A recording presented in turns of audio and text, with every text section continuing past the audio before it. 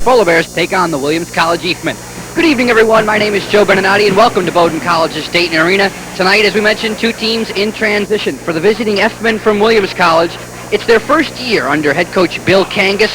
After 34 seasons, head coach Bill McCormick has retired from Williamstown, Massachusetts. He's gone away, and his Eats have responded for Bill Kangas to the tune of a 5-7 overall record. Kangas, however, has had his troubles in the ECAC East-West Conference. The F-men are just 1-6 coming into tonight's action, and the Easts know about their difficulties in the Bowdoin College Dayton Arena. They have not won here in quite some time. On the other hand, the Bowdoin College Polar Bears, we mentioned transition for them, and it happens in the defense and goaltending core. 3 freshman defenders tonight, 2 freshman netminders tonight. One of those freshmen getting the nods tonight between the pipes for Terry Mahar is Darren Hirsch. When we return, we'll have the opening face-off for you. It's Bowdoin College and Williams College from the Dayton Arena right after this.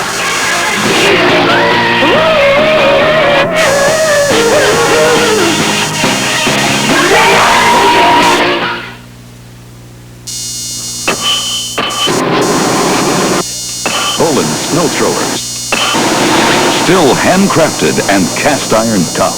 So go ahead, take the Bowdoin's Performance Challenge and check out the complete line of snow throwers. Backed by the best warranty in the business, these cast iron tough snow throwers offer easy payment terms and prices as low as $3.99. So go ahead, take the Bowdoin's Performance Challenge. Available at Bowdoin Lawn and Tractor, Lewiston Road, Topsom. Coming February 15th through the 18th, tune into the Disney Channel's free preview weekend as we celebrate the American family. Lantern Hill, the Mickey Mouse Club, and Carole King. 3 great reasons why the Disney Channel is America's family network.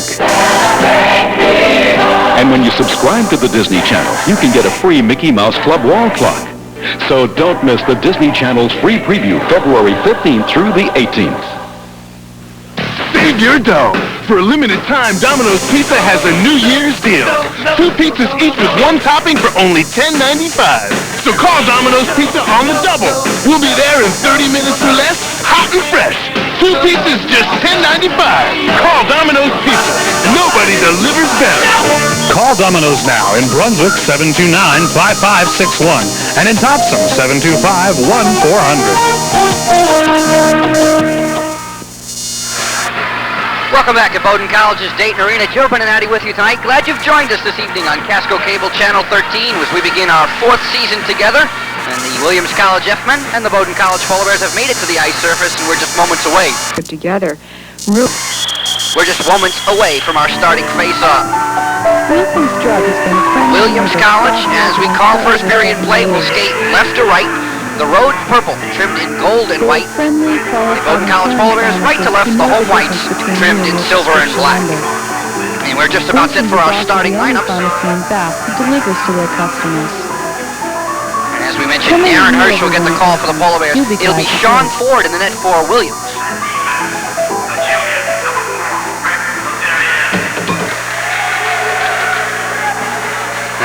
Starting at defense, it'll be Rick LaFerriere, one of the Williams College F-men defenders. A good team that has become a veteran team, as he is joined by Dave Frechette at the back line. Ron Van Bell starting at center.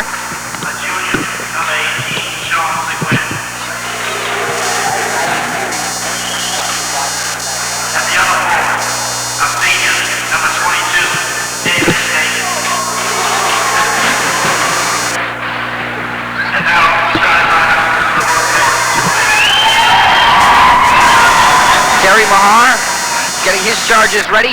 Polar Bears are 6-2 in the ECAC East-West play, 7-5 overall, and a number of those losses have come to Division I powerhouses. As you see, Jim Clapham take his position in one of the blue line, another outstanding freshman in the line of Polar Bear defensemen, much in the mold of Adam Weinberg, same size, not much bigger than 5'8", 5'9" on skates, joined by Ray Diffley. Starting up front, Vin Mirasolo getting the call at right wing. Explosive skater and a great scorer. As the Polar Bears have had their difficulties scoring, it is something they are looking forward to capitalizing on tonight against Williams and all around this weekend against the Holy Cross Crusaders, who have struggled as well. Tomas Johansson in the middle, and Jim Pincock on the right wing, the starting forwards up front. There's the starting fivesome for the Polar Bears tonight, and they will be backed up by freshman netminder Darren Hirsch.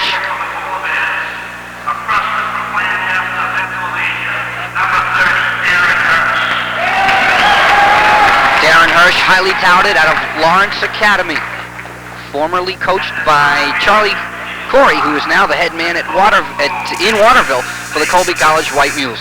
We'll pause. We'll take this time out and honor America as Bowdoin College's Medi Bemsters walk to center ice, where they will sing our national anthem. Bowdoin College and Williams College just about set to go.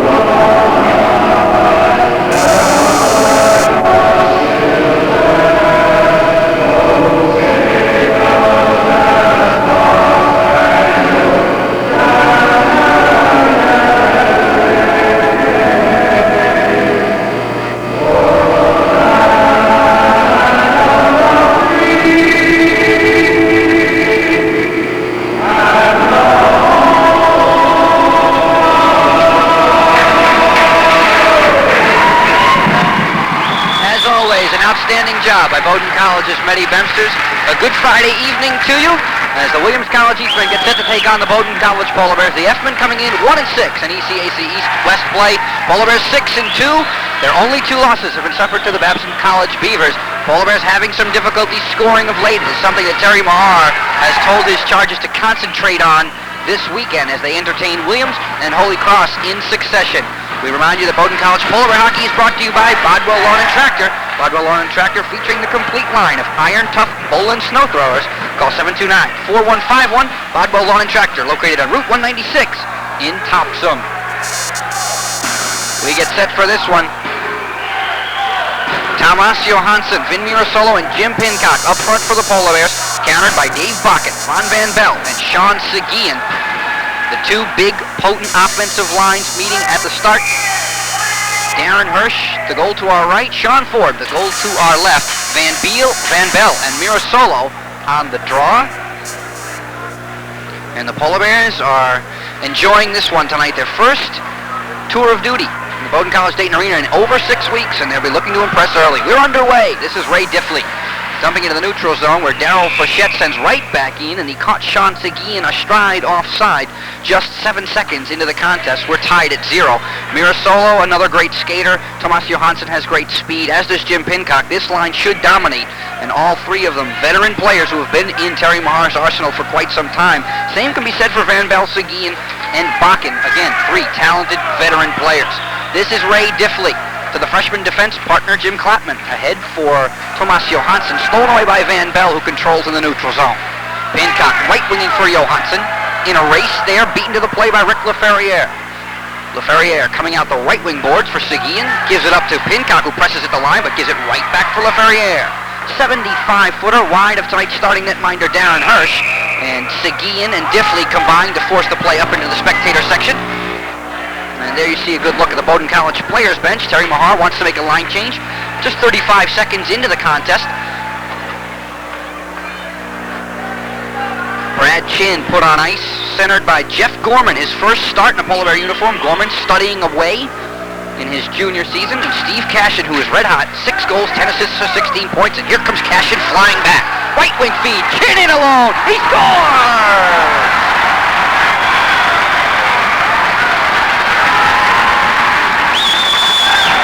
Brad Chin gets things off to a flying start.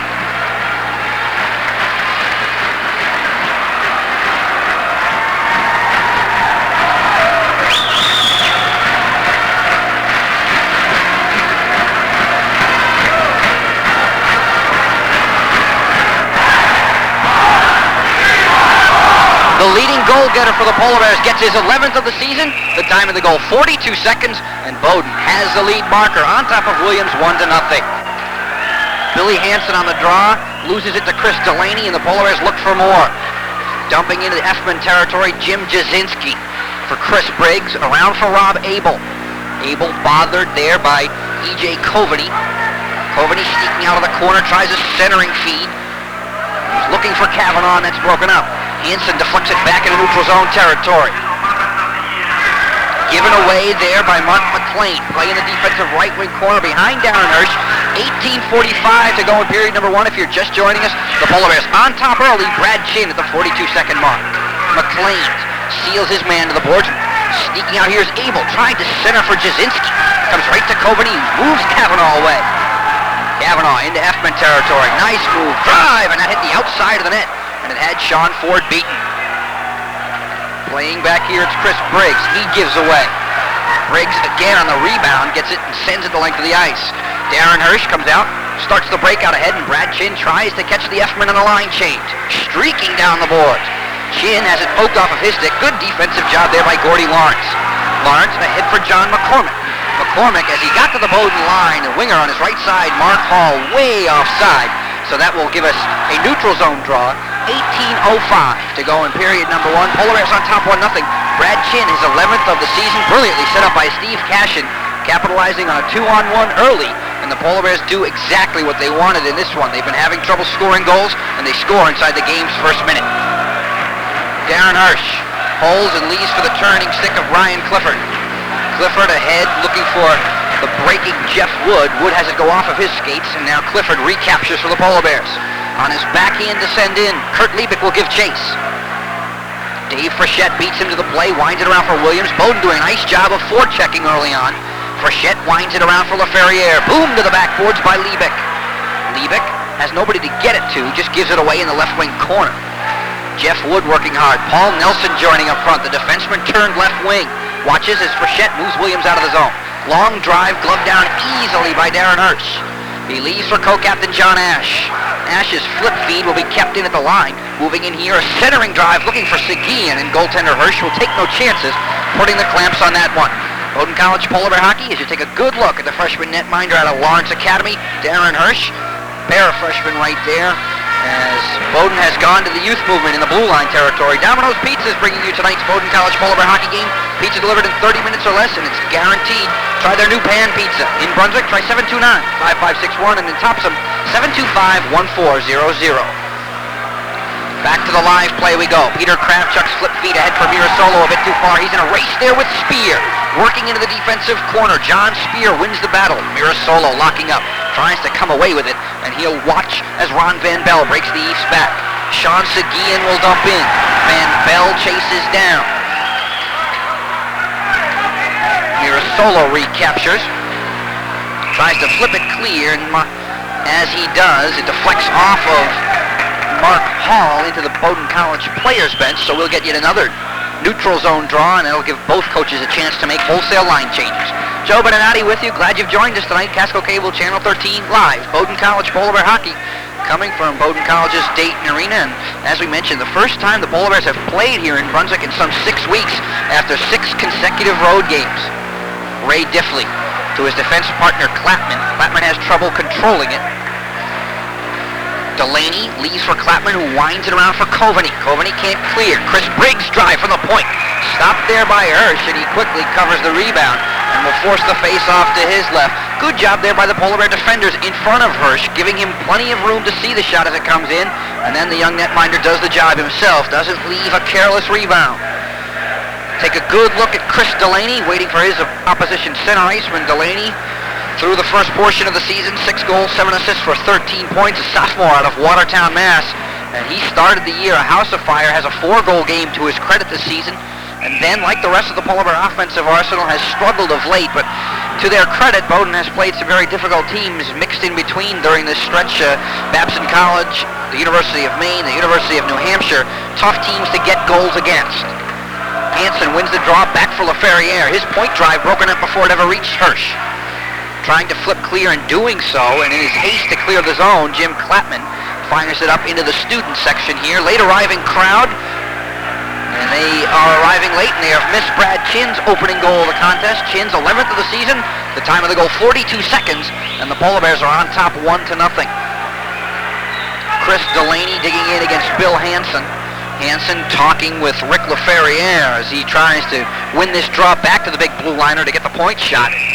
And Mike Cavanaugh alert to that play, trying to sneak in and get in front of the face-off so that Hansen can't draw it directly back to LaFerriere. Chris Delaney decides all of that quite easily for Bowdoin by winning the draw cleanly. Clapman, feed ahead for Cavanaugh too far. LaFerriere gloves down, gives to defense partner Frechette, who overskates, and now Rob Abel forces it free. Clapman sends back to the Williams College line. Give away to Ray Diffley. Long right wing feed for Cavanaugh. He overskates. And moving quickly back in the opposite direction, it's Chris Hedrick. He'll dump in to get the line change for first-year head coach Bill Kangas. Diffley starts Cavanaugh away, and Cavanaugh will flip in and do likewise for Terry Mahar. Frechette finds LaFerriere dangerously in front of his own goal. As buzzing around there was Jeff Gorman looking for a loose puck. Moving in now over the line, sending it further. It's Sean Seguin. Bang to the backboards there. Good hit on Andrew Zinman. The play hops free. Clifford tries to wind it around for Clapman, who's been on the ice a long time. 15:35 in period number 1. The Polar Bears on top 1-0. Steve Cashin battling at center ice. Clapman handles again. Ahead for Cashin. Lays through for Gorman. 2-on-1 if he hurries with Chinn. Chinn, right wing circle. Cutting in. The feed for Gorman, who just fanned on that one. Play loose in front of Ford. Cashin hunting, looking for a loose rebound. Swept out of harm's way there. Good defensive job by Ian Smith. Smith locking up with Cashin, who on his knees centers it, but it goes behind the net, and it'll be played by Tim Hale. Hale trying to use the near wing glass to get it out of play. Flew it right into the spectator section. That'll give us a whistle and a face-off in the Williams College zone. 15 minutes, 6 seconds left to go in period number 1. Polar Bears on top 1-0. I'd like to remind you that tonight's Bowdoin College hockey game brought to you by Wilson's Drugstore, 114 Front Street in Bath, 442-8786. Wilson's Drugstore, prescriptions, healthcare products, cosmetics, and beauty aids. Steve Cashin on this draw against Ron Van Bell. Van Bell, the top gun for the Williams College F-men, loses the draw. Big point drive by Kravchuk comes wide on the short side. Jasinski around for Bakken, and Dave Bakken will move the Eefs away. Hawked at there by Nelson. Good job of checking. Kravchuk pinching from his point position to keep it in. And Jasinski is forced to retreat into Williams territory. Tries to clear, can't do it. Kravchuk denies. Sends further for Wood, who watches it go over his head. Jasinski plays up the near wing for Van Bell. Van Bell banged there by Liebig. Centering feed for Nelson. Saved by Ford as he was just in position to stop that redirect. And you could see Nelson locking up with goaltender Ford right in the center of your screen there momentarily, as the two of them got into it right in front of the Williams net. Nelson denied by Ford on a redirect, and the Polar Bears are doing exactly what they wanted. They're buzzing around the net, trying to take advantage of a young blue line core for the Eefs, and they are doing it so far. 1-0. Brad Chinn's 11th of the season. Vinmir Solo on this face-off, wins it. Back to the point for Clapman. Clapman there, forced into the neutral zone as it hopped over his stick. Forechecking pressure supplied there by Gordy Lawrence.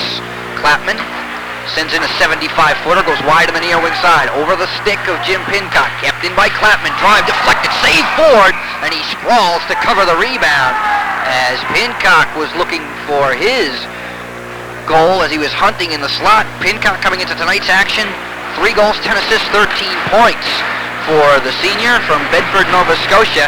And Pincock has done outstandingly well since transferring from St. Lawrence University. This is 3rd season in the Polar Bears black, silver, and white, and a valuable forward for Terry Mahar, certainly. Centered by Vin Mirasolo and Tomas Johansson on the right wing boards. There you see Mirasolo getting set to do battle against Bill Hansen. And a whistle as Johansson and Bakken try to cheat on the draw. There you can see Bakken at the top right corner of your screen. Mirasolo wins it. A stalemate, comes free, and finally Williams will clear. Ray Diffley trying to keep it in. He may have gotten caught. Here's Abel. Clapman shows great speed to get back on Rob Abel. Brilliant defensive job there by Clapman, showing his outstanding speed. Speaking of speed, here's Johansson. In, and he's cut down. We will have a penalty. Delayed minor coming here, perhaps a penalty shot. It is going to be a penalty. As the referee ruling Johansson not ahead of the field for the penalty shot. Johansson's great speed getting him in alone. He was cut down, and the Polar Bears will get their first power play opportunity of the night. The time of the call will be 6 minutes and 10 seconds.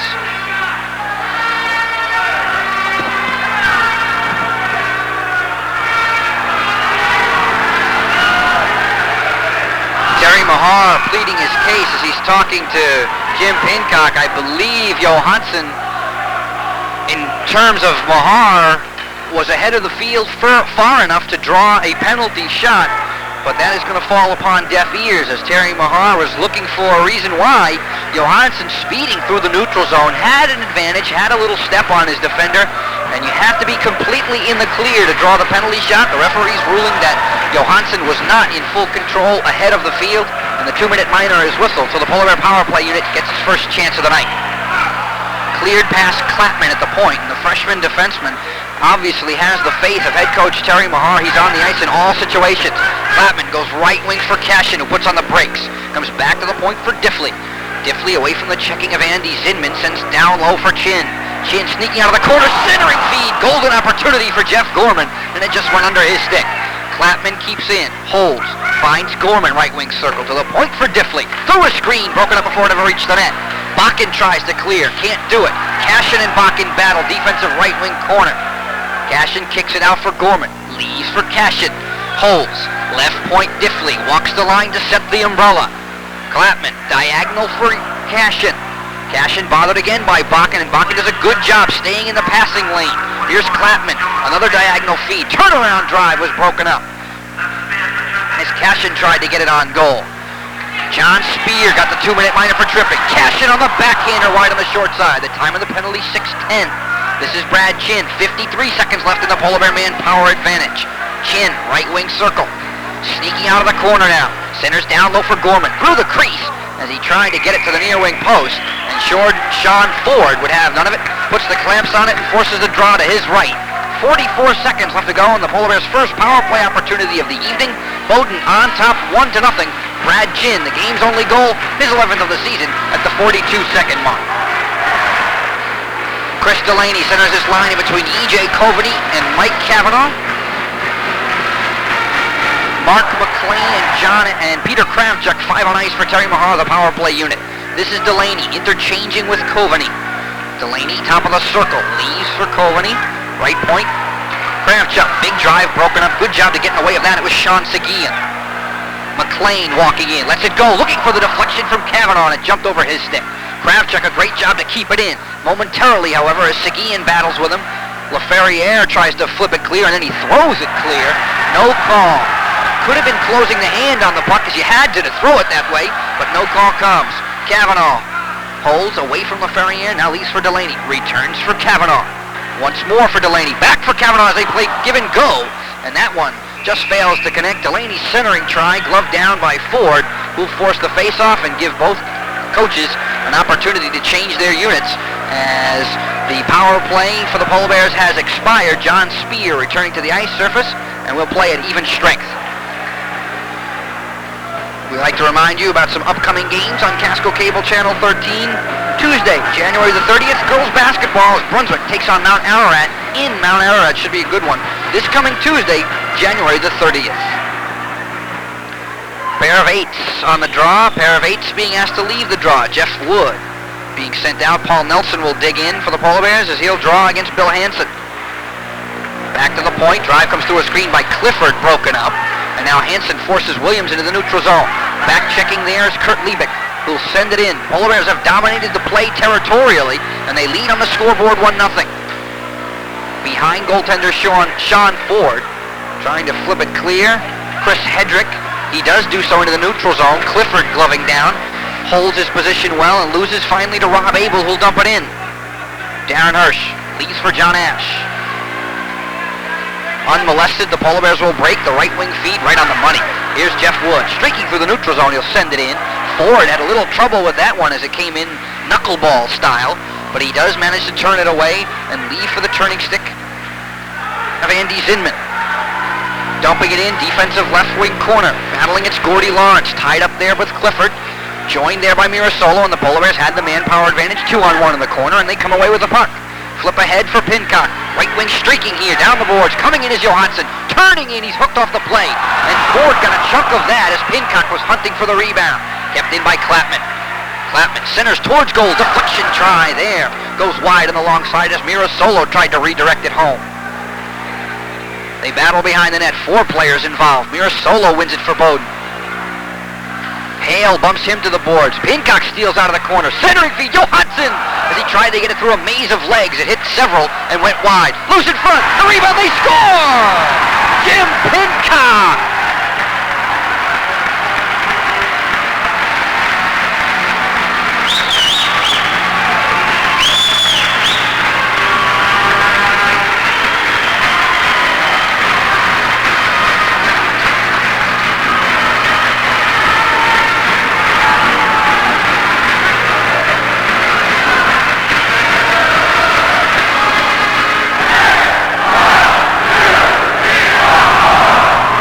Defenseman Jim Clapman sending it in from the point.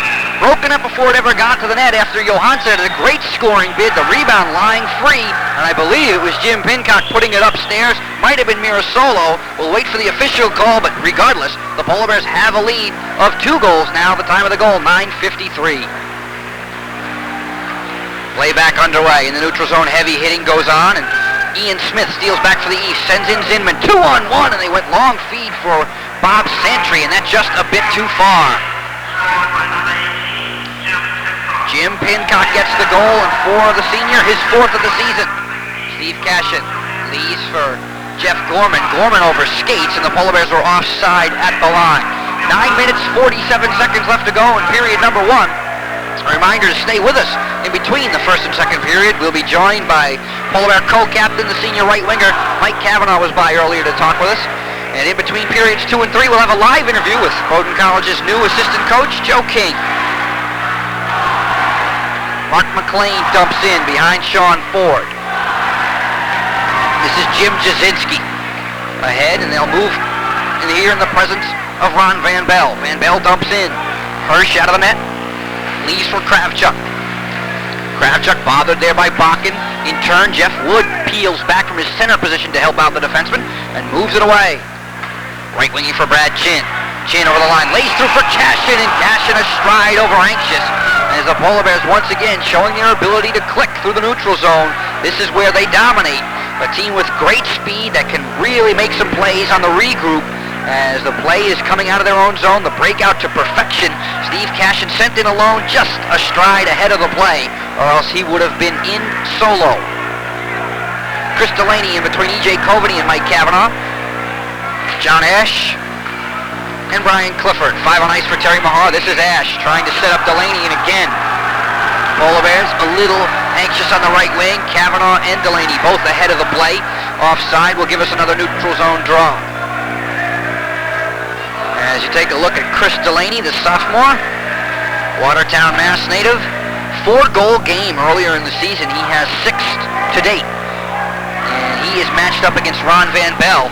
And Van Bell, the key goal scorer for the Williams College East. Ash dumps. LaFerriere plays. Gives it away for Delaney. Centering feed broken up there by Ford. Good job by the goaltender. Rebound loose in front, and Delaney was robbed as Ford stood his ground and turned away the rebound bid. Van Bell pressured in his own zone. Goes further for LaFerriere, who's bothered by Cavanaugh. Bowdoin College doing a great job of forechecking. Van Bell finally breaks it free. Here's Sean Seguin. Seguin over the Polar Bear line. Right wing circle, turning on Clifford. Centering feed comes through. Hirsch loses it in a maze of players and finally finds it. As you can see him looking around for the loose rebound, he finally saw it squirt free from Van Bell's skates. And the freshman goaltender quick to cover. He'll force the faceoff to his left.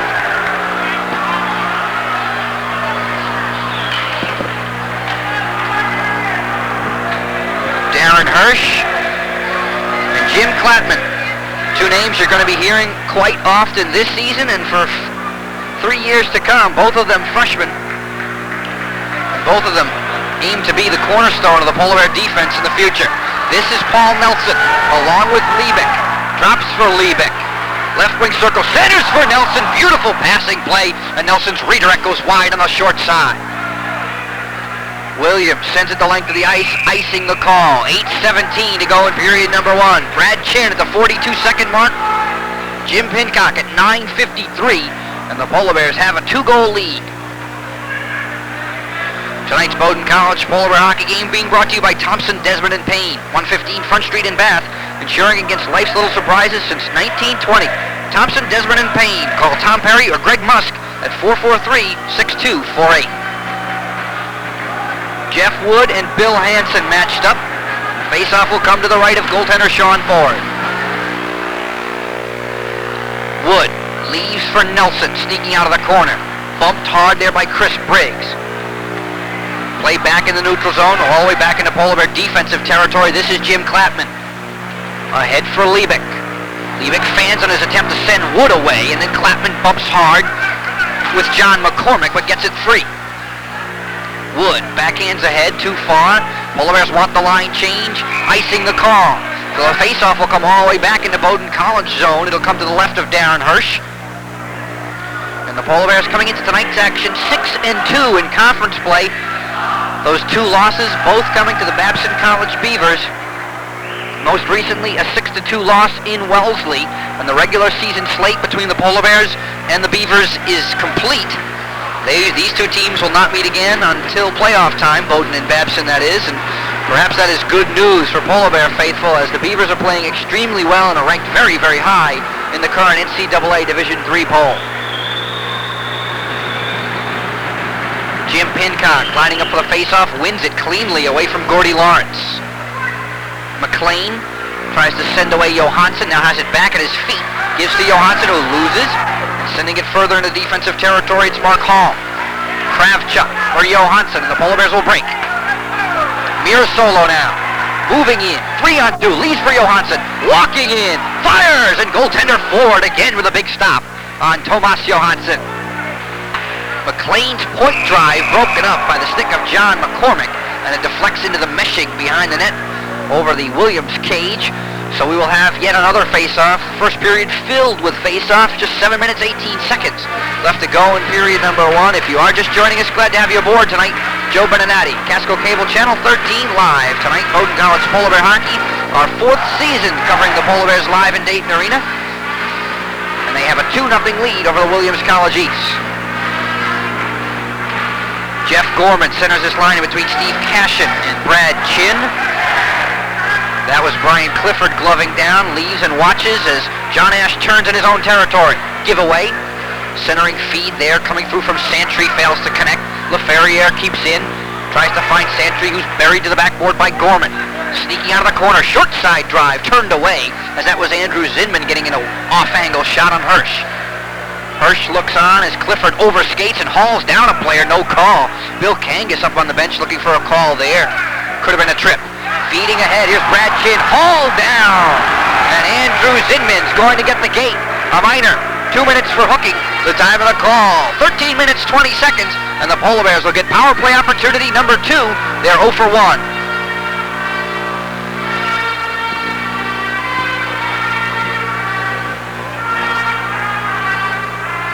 Terry Mahar quick to change units on the power play. Ray Diffley in the center of your screen. He'll man the power play. He'll be the quarterback at the blue line, normally at the top of the umbrella.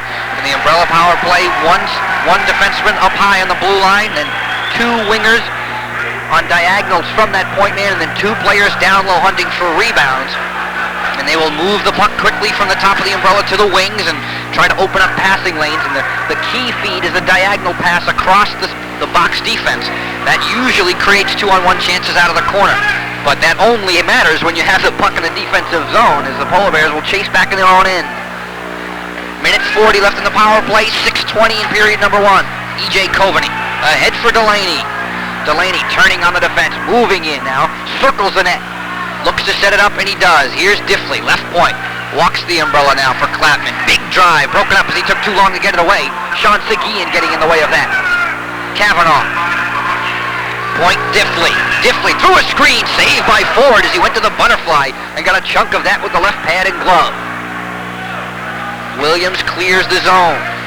Minute 10 left in the power play chance. Feed ahead for Steve Cashin from Delaney, too far, and the Polar Bears commit the cardinal sin on the power play. They're whistled for icing, and the face-off will come all the way back into their territory. It'll come to the right of Darren Hirsch. Brad Chin getting his 11th of the season. Jim Pincock, his 4th of the year. The Polar Bears have the game's only 2 goals. They are on top 2-0 over the visiting Williams College Eastmen. The East coming into tonight's action 1-6 in ECAC East-West play. Ian Smith against Jeff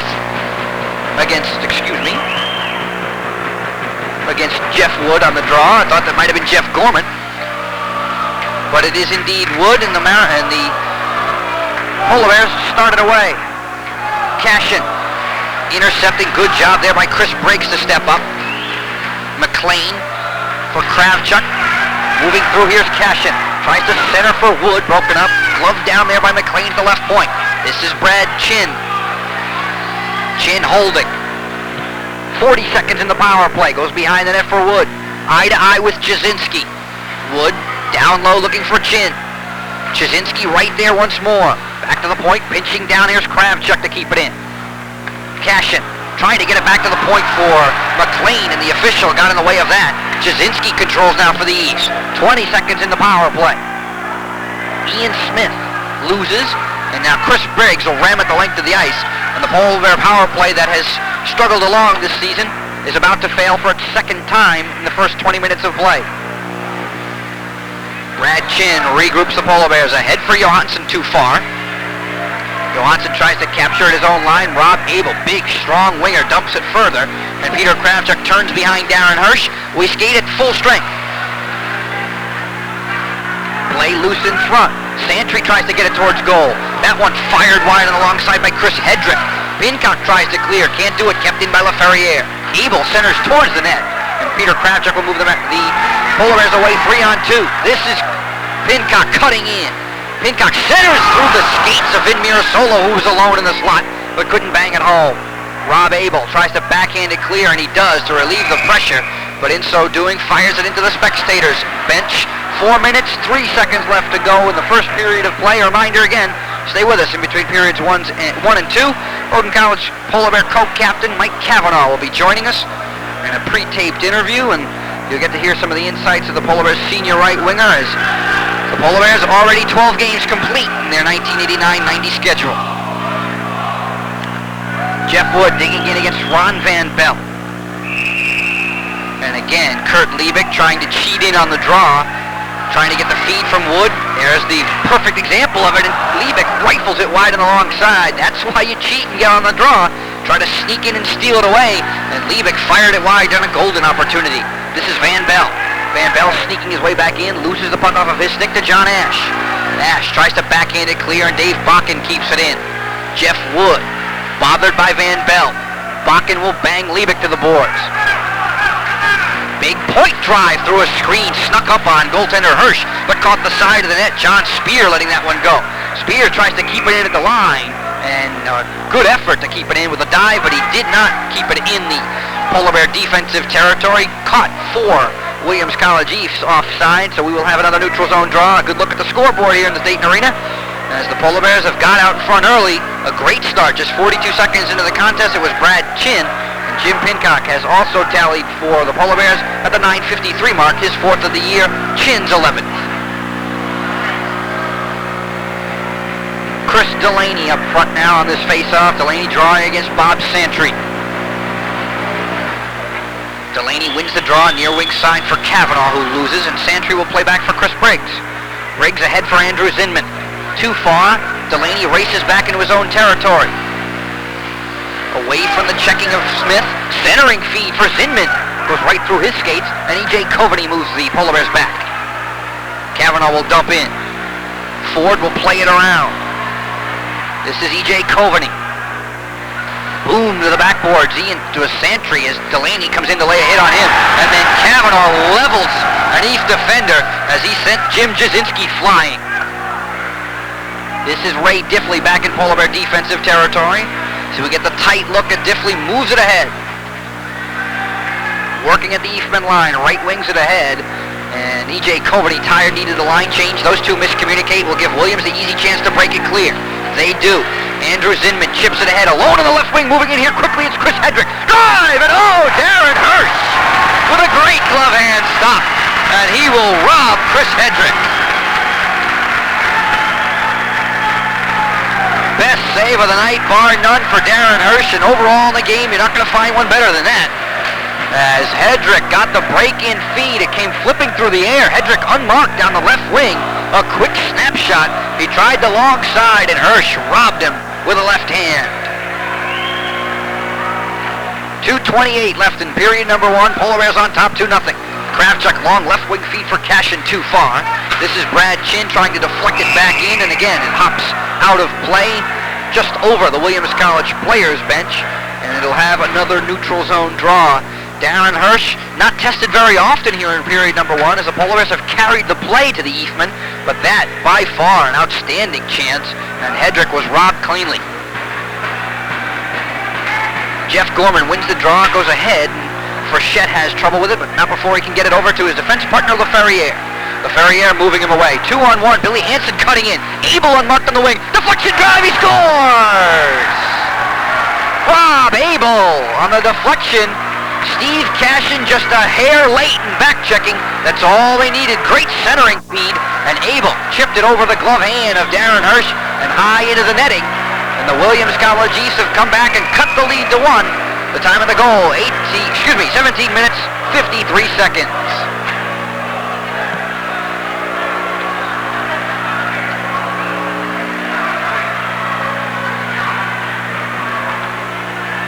Face-off will come in the neutral zone as we get set to go back to the live play. Van Bell wins it, and the East score in bunches. Here comes Dave Bakken right on in. Hauled down, and the penalty will be taken by Polar Bear defenseman Brian Clifford. So the East, who just tallied at even strength, will get their first power play chance of the night. Exactly 2 minutes left to go in period number one. So the Eastmen will carry the power play advantage through the remainder of our first stanza. And they do get goals in bunches, and Dave Bakken, a great skater, a great stick handler, got in behind the Polar Bear defense, and a good penalty by freshman defender Brian Clifford. He hauls him down. So the Polar Bears are 0 for 2 on their power play. Williams College will get its first chance right here. Terry Mahar sends out Tomas Johansson and Vin Mirasolo up front as the forwards to kill it. Ray Diffley and Jim Clapman in front of goaltender Darren Hirsch. Ron Van Bell centering for Dave Bakken and Sean Seguin. LaFerriere at 1 point position, joined by Jim Jasinski. This is Seguin for Van Bell, sneaking out, short side drive, and Hirsch held the pads together to deny Van Bell. Seguin behind the back for Van Bell. Van Bell controls, finds the Bakken. Bakken returned for Van Bell, guarded closely there by Diffley. Winds it around, trying to get it to Seguin. Vin Mirasolo will have none of it, send it the length of the ice. Johansson in a race. LaFerriere right there to him. Bangs into the backboard so that Jasinski can play. 1 minute, 30 seconds left to go in the period and the power play. Mirasolo watches as Johansson spins at the Williams line. Mirasolo will backhand it in. Jasinski peels back into his defensive territory to play. 2-1 Polar Bears as we head towards the final minute of the opening period. This is Jasinski, turned away by Johansson. Right winging for LaFerriere. LaFerriere dumps into Polar Bear territory. Seguin at the line, and as he tried to take the carom off the wing boards, Seguin astride ahead of the play. Offside will be the call. Get a good look at Jim Clapman, the rookie defenseman, in his first year in Brunswick, a freshman. Highly, highly touted. He will take a seat and be replaced by Mark McLean and Peter Kravchuk. Jeff Wood and Brad Chin, the penalty killers. And Bill Kangas has gone to a new forward combination for his power play. This is John Spear leaving for Frechette. Returns for Spear and once more for Frechette. Right winging for Andrew Zinman. Zinman into Polar Bear territory. Just as he was getting to the line, he put on the brakes, and that threw Santry astride offside. So we will do it all over again in the neutral zone. 48 seconds left to go in the period and the power play, as Brian Clifford took a holding penalty with 2 minutes exactly remaining in period number one, after the East had just scored. Rob Abel getting their lone marker. Brad Chin and Jim Pincock for the Polar Bears has Bowdoin ahead by a goal. Kravchuk spins and clears. This is Spear in his own end. Williams wearing the road purple trimmed in gold and white. Polar Bears, their home whites trimmed in black and silver. This is Spear to dump in. Hirsch can't corral it. This is Santry. Bothered by McLean. 25 seconds left in the period. 24 seconds left in the penalty. Sneaking out of the corner. Short side drive. The rebound loose in front. The goal light is on and now waved off. The goal light was on. Goal judge thought it was in. The official right on the play waves it off immediately. The puck has to completely cross the goal line and denied there for the Williams College Eastmen as they were looking for the equalizer. This is Zinman, who snuck out of the corner. Hirsch got a chunk of it as the horn sounds. The goal light came on, but the official right on the play said it did not completely cross the line. So the Polar Bears end period number 1 with a 2-1 lead. When we return, I'll recap the first period scoring, and we'll have a pre-taped interview with Polar Bear co-captain Mike Cavanaugh. All that and more coming up in our first intermission. You're watching Bowdoin College Polar Bear Hockey.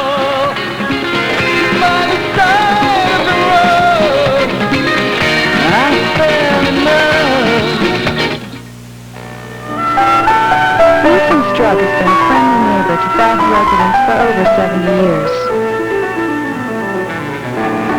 They are friendly, qualified, and caring pharmacists who know the difference between you and your prescription number. Wilson's is also the only pharmacy in Bath that delivers to their customers. Come in and meet everyone at Wilson's. You'll be glad you did.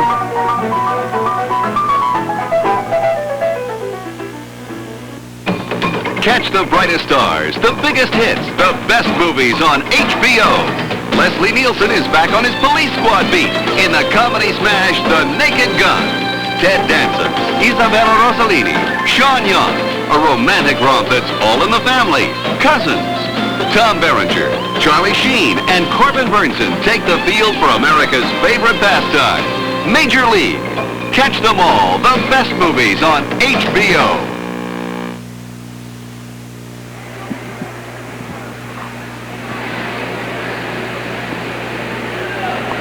Back here at the Bowdoin College Dayton Arena in between periods 1 and 2, and the Polar Bears have a 2-1 lead over the visiting Williams College Eastmen. The Polar Bears coming into tonight's action, a record of 6-2 in ECAC East-West play. Williams College coming in at 1-6 overall in the conference, but certainly not playing like that. As their team comes out, Bowdoin College gets an early marker. Just 42 seconds into the contest, it's Brad Chin getting his 11th of the season. The Polar Bears come right back and get a 2-0 lead. Jim Pincock's 4th of the year at the 9:53 mark, and the Polar Bears looked like they were going to cruise tonight, but they were not going to be able to do so as Bill Kangas got his club back into gear. Rob Abel getting the Williams College goal at 17:53, and the Polar Bears go to the first period break with a 2-1 lead. Darren Hirsch perhaps keeping them in it late in the game, late in the first period of play. A shot getting between his pads, coming close to the goal line, but swept out of harm's way as the East were looking to tie the game on the power play. And just minutes before that, the freshman netminder came up fantastically big on Chris Hedrick. A great glove save. It was the best stop of the period. The Polar Bears dominating play through the first 20 minutes of play. They lead 2-1. When we return, we'll have an interview with the Polar Bear co-captain, Mike Cavanaugh, coming up next. Mike Cavanaugh on You're Watching Bowdoin College Polar Bear Hockey.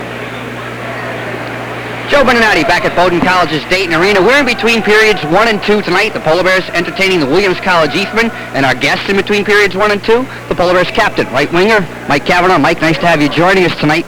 And 4 years for you, this your 4th season. Seems like it's gone by in a blink. You're telling me, Joe.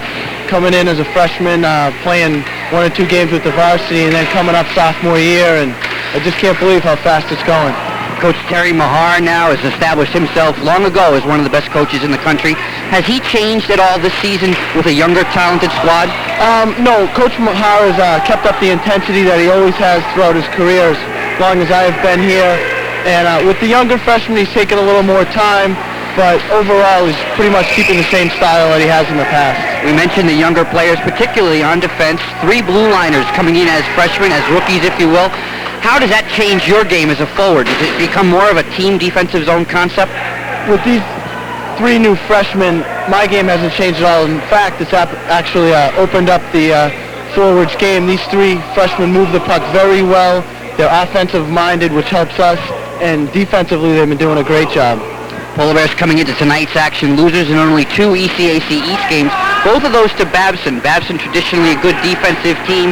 Polar Bears have been held to low goal-scoring counts in both of those games. It seems like you guys are struggling a little bit overall on offense. Yes, Joe, we are struggling right now, putting the puck in the net. but that'll come. And with Babson, they play that packet-in style. They blocking a million shots.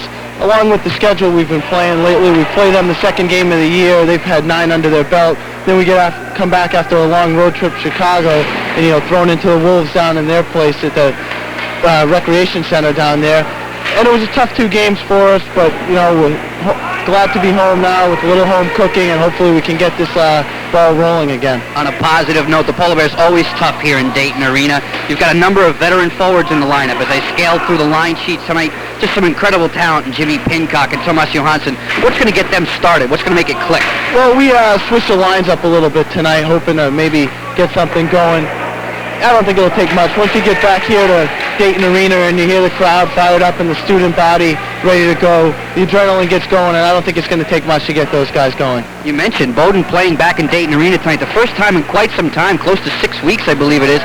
7 straight road games away from the friendly confines here. The crowd always gets you spirited up for some high play. Oh, without a doubt. This crowd is by far the best in the Division II league, and you can't say enough about them. You're working with your co-captain this year, John Ash. Ash providing some senior leadership on the back line, and that's important when you're working with 2 rookie goaltenders, a pair of freshmen back there predominantly in Darren Hirsch and in with Tommy Sablak. Yeah, both Darren and Sabby have come in. They're young goaltenders, and they have a lot of potential. Right now, especially with the 9 road games we've played, it's been a tough stretch for them, but they're getting things together, and they've played super. And with Johnny back there, being a team leader he is, he's brought that whole defensive core together, and they're really playing good hockey. Let's turn our attention to tonight's opponent, the Williams College Eastmen coming to town, a team that is somewhat of a question mark, somewhat of an enigma. Their players have had the time to grow up in the system, and they have a new coach this season, but predominantly a veteran team that comes in. What sorts of problems do they possess? They're a big team, a physical team. They're much like a Babson-type team where I have a feeling they might try to pack it in on us and play a defensive-type game and wait for their breaks. They have a great forward in Ronnie Van Bell, and I think Sean Seguin, I believe his name is. And they are a physical team, as you mentioned. They got a first-year coach, and they're going to come ready to play. Anyone who comes into Dayton Arena to play Bowdoin College is always ready to play. And anybody who comes into Bowdoin College's Dayton Arena to play the Polar Bears knows this guy. He's done the job quite well through his 4 seasons. Mike Cavanaugh, thank you for joining us, and best of the way the rest of the future. Thanks for having me, Joe. Back here live now in between periods 1 and 2. The Polar Bears on top of the Williams College Eastmen 2-1. If you're just joining us, it was Brad Chin, 42 seconds into the opening period. A beautiful 2-on-1 feed. He took it from Steve Cashin, went in and went up high. His patented move. He pulled it to the backhand, threw it behind Sean Ford, and the Polar Bears had the early lead, and they had come out and established themselves offensively, something that has lacked of late. They come out, they get an early goal, and they keep it going. Pincock at the 9:53 mark, his 4th of the season, trying to get some of the struggling veteran forwards on track. Pincock getting a rebound goal. Polar Bears looked like they were going to put it in cruise control, but not tonight, as the Williams College Eastmen, who battled the Polar Bears tough here last year, showing every indication that they'd like to do that again this year. Rob Abel getting a goal late in the period, less than 3 minutes left, and the Easts come back to trim the lead to 1, and that's where we stand after 1 period of play. The Polar Bears on top of the East, 2-1. Bowdoin College coming in 3rd in the ECAC East Conference with a 6-2 mark, and the Williams College Eastmen struggling towards the bottom of the division with a 1-6 mark in conference play. When I return, we'll have period number 2, play-by-play action. You're watching Bowdoin College Polar Bear Hockey on Casco Cable, Channel 13.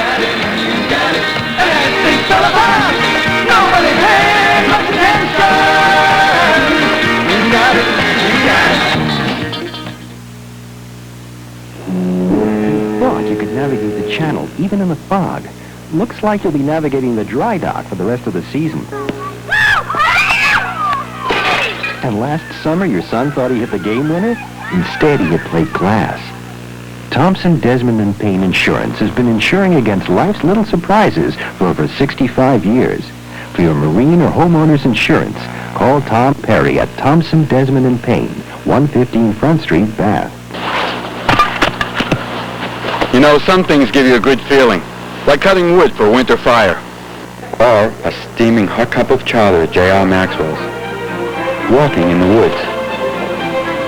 Or J.R. Maxwell's special thick prime rib dinner. J.R. Maxwell's is a classic New England restaurant. Great food, atmosphere, and service. Now, don't you want to share that good feeling with someone you know today?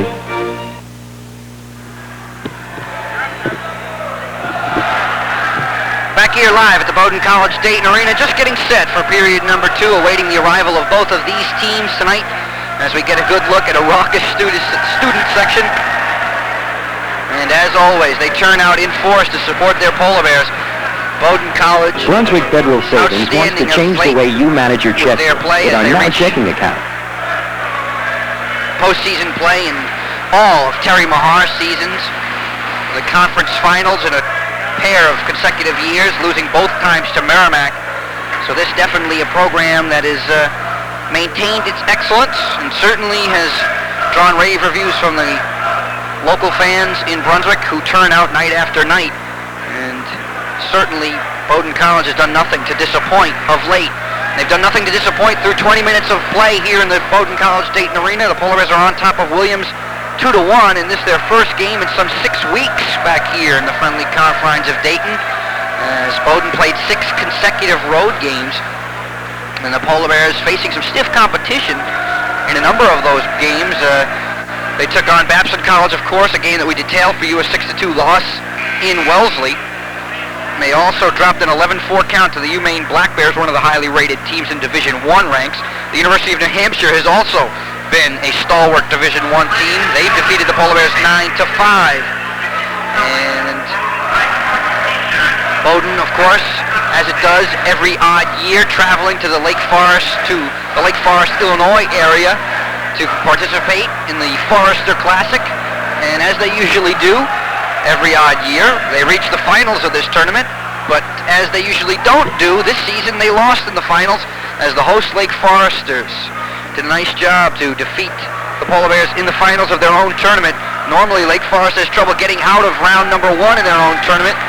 This season they got through it and they advanced to the finals and beat Bowdoin 4-1. The Polar Bears took care of St. John's from Minnesota 3-1 in the opening round to advance to that final matchup, and Lake Forest took care of them 4-1 to win their own tourney. The Polar Bears then returning to East play, dropping that 6-2 count to the Babson College Beavers in the Babson Recreation Center. Both of these teams, as you can see, returning to the ice surface, led by their starting goaltenders, Darren Hirsch, a fine job through period number 1. The key save that stands out in your mind, a beautiful stop on a breakaway. Chris Hedrick coming in off the left wing boards, labeling a shot for the low side on the glove hand of goaltender Hirsch, and he snapped it out of the air with the goaltending trapper. Nice stop there, big one of the period, or else we would have been tied at 2. And at the opposite end, Sean Ford was taking some heavy shots early on in the period, but through the last 5 minutes of play, I'd say Williams played the Polar Bears straight up and even, and did a nice job to get back into the contest. Rob Abel scoring at the 17:53 mark to trim Bowdoin's lead to where it stands now, 2-1. As we call play in period number 2, the Polar Bears will skate left to right. The home whites trimmed in silver and black. Williams College goes right to left, road purple trimmed in gold and white. And we will skate at full strength. Polar Bears had 2 power play opportunities in period number 1, failing on both of them. The Williams College East had 1 opportunity in the first period, and they came up empty on their only chance. Setting the lines for you, Vin Mirasolo centers it in between Jim Pincock and Tomas Johansson. Ray Diffley and Jim Clapman. 5 on ice for Terry Mahar. Bill Kangas, in his first year behind the Williams College bench after succeeding 34-year head coach Bill McCormick, sends out Ron Van Bell, Dave Bakken, and Sean Seguin up front. LaFerriere and Frechette, his defense combination. This is Vin Mirasolo, hauled down by Frechette, who angrily slams himself in the head and knows he's going to the penalty bench as he hooked down Mirasolo just 7 seconds into the period. And the Polar Bears will get their 3rd power play chance of the evening. Faceoff will come to the right of Sean Ford.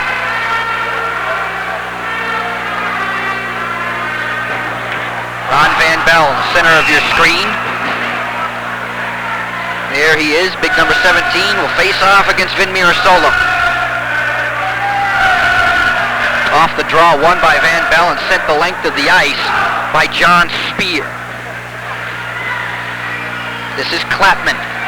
Right winging for Diffley, touches it ahead beautifully, ahead for the breaking Tomas Johansson. Johansson loses at the Williams line and sending it back out a spear when it's finally not clear by the diving Dave Bakken, and we have a whistle and a tripping minor upcoming. And by the way, Jim Pincock is skating slowly to the penalty bench. It is he who's going to get the gate, and that will nullify the remaining 1:39 on the Polar Bear power play. So we'll skate at even strength 4-on-4 for a minute 39 seconds, and then the East will have an abbreviated 21-second power play. Jim Pincock hauling down John Spear right at the Williams line as he was trying to dump it clear. Took him down with the trip right in front of the official, who wasted no time in blowing the play dead. So we'll skate 4-on-4. A lot of open ice, and that favors the quicker skating Polar Bears. This is Cashin. Diffley and now Flatman. Here's Diffley. Tries to send in Cashin. Does. Left wing drive. Ford on the angle. Makes a save. Leaves a big rebound. Diffley. Turnaround drive. Wide on the long side. LaFerriere gives it away. Chin stealing. And as he tried to sneak out, you saw him lose control. This is LaFerriere who'll peel back behind goaltender Ford. Just inside the first minute of play here in period number 2. If you're just joining us, Bowdoin on top 2-1.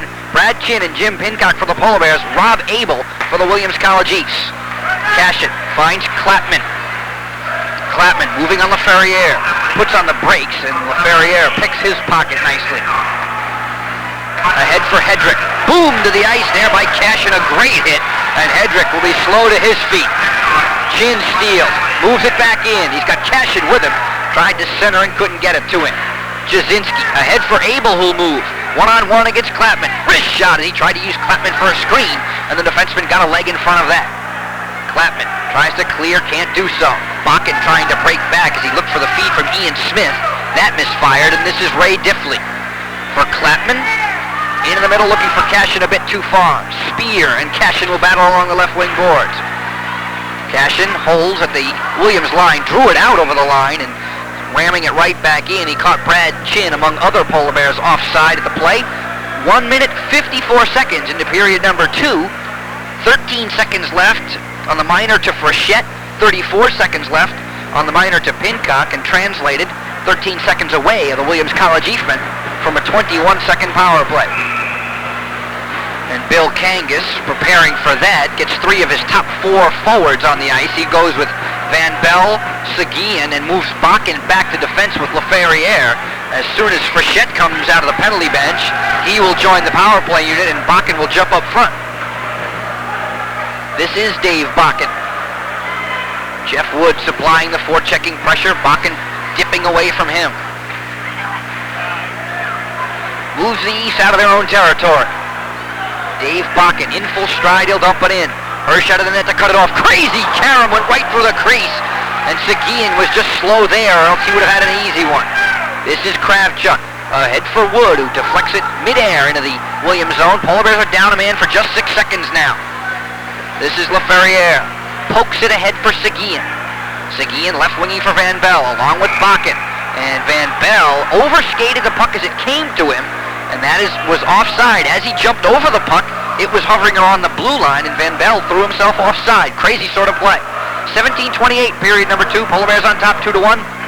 We'd like to remind you that tonight's Bowdoin College Polar Bear Hockey is being brought to you by Brunswick Federal Savings, 186 Main Street in Brunswick.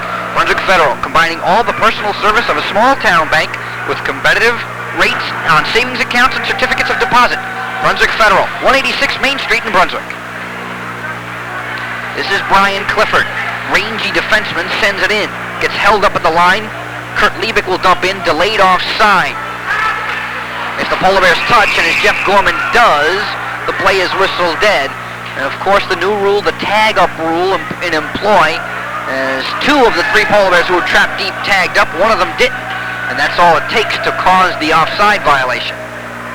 Bill Kangas wanting to get Frechette and LaFerriere back on the ice, and he does, as he'll change his defense combination. As you see, Jeff Gorman getting set to meet his opposite number on the faceoff, Bob Santry. Jeff Gorman, his first game for the Polar Bears since returning from a year of study abroad. Gorman puts a bump onto Zinman, sends it towards goal, where it is played by LaFerriere. Banged to the backboards by Nelson. Heavy hitting going on in the defensive zone for Williams. This is Kurt Liebig again, wrapped to the boards by Santry. Nelson sneaking out. He's leveled by LaFerriere.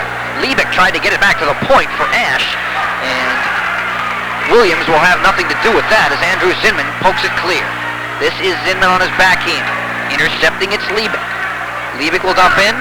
Frechette will play to his partner LaFerriere. Johansson in on the forecheck. Glove down at the line by Clifford. Tried to get it through. He's trapped behind the play. 3-on-1. Here comes Williams. This is Santry. He's got Smith wide. Leaving for the trailer, Zinman. And a good job of hustle to get back on him as Johansson back-checking quickly. Centering feed for Bob Santry. Comes right towards the goal, and Darren Hirsch will take no chances. Cover and force the face-off to his right.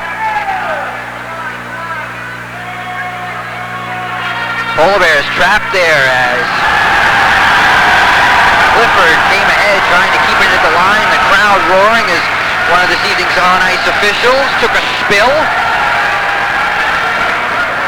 And in a Keystone Cop sort of routine, he gets a lot of cheers, but the official is grabbing at his left elbow. May have suffered a little injury there, nothing to laugh at. This is Tomas Johansson as we're back to the live play. Losing, Abel, big drive. Sticked away there by goaltender Hirsch as it was deflected en route. This is Jasinski. Gives it right to the stick of Pincock. Pincock over the line, and as he brought it into Williams territory, Tomas Johansson was offside. So we'll do it all over again. 15:59 in period number 2. Joe Beninati with you tonight. Casco Cable, Channel 13 live. Bowdoin College Polar Bear Hockey. Brad Chin, his 11th of the year. Jim Pincock, his 4th of the season for Bowdoin. And Rob Abel has the lone marker for the Williams College Eastman. The score 2-1. Diffley sends in. Jasinski retreats. Gets bumped there by Mirasolo. Loses to Johansson. Tried to center in front for Pincock, and Ford swept that out of harm's way. Diffley, wrist shot through a screen. Goaltender Ford down low in the butterfly to turn that away. Klapman can't keep it in at the line. And it comes the length of the ice for Ray Diffley. Diffley turns out of his own zone. Ahead for Pincock, too far, sticked away by Van Bell. Van Bell now captures and regains for Williams. Ahead, trying to find Bakken. Diffley gets in the way of that.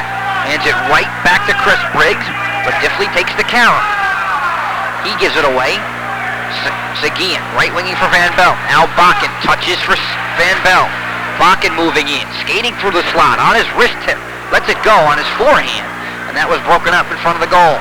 This is Van Bell turning now. Bakken camped out in the slot. Diffley got a stick on Van Bell and forced it free. Kavanaugh trying to break back, and at the line, yet another offside violation. Countless number of offsides tonight as these two teams perhaps showing a little rust. Williams College, of course, last in action in the Lake Forester Classic. They were beaten in the opening round and then beat St. John's of Minnesota in the consolation game. The Polar Bears, of course, advancing to the finals by beating St. John's, but losing to the host Lake Foresters. Chris Delaney loses the draw to Bob Santry. Kavanaugh tries to keep him hemmed in and does. Steals it away. Gets bumped there by Santry. Centers for Delaney. And his backhand bid was turned away by Ford. Delaney hauled down to the ice surface. Comes up looking for a penalty. None forthcoming. Zinman loses to Kavanaugh. Down low trying to set up Delaney, who was dangerous in the slot. It never reached him. Ian Smith for Zinman, and Zinman trying to hold up at the line, and yet another offsides is the call. 14:31 left to go in period number 2. We've played 5 minutes and 29 seconds. A reminder that tonight's Polar Bear Hockey is being brought to you by J&J Sports. J&J Sports, 212 Main Street in Brunswick. Brunswick's own four-season sporting goods shop. J&J Sports, 212 Main Street in Brunswick. Bill Hansen on this face against Jeff Wood, and Wood picks it clean. This is Brian Clifford ahead for Wood, now leaves for Chin. Chin breaking in. Cashin on the backhand, saved by Ford. Rebound by Wood, and he chipped that wide. Steve Cashin showing his great speed coming off the left wing was robbed by Ford. Clifford tries to keep it in. He has it now. Backhands it, gives it away to Kirkpatrick. Or Hedrick, excuse me. Hedrick gives it back in turn. Here's Brad Chin streaking in. Cutting in. Pulled to the backhand. He scores!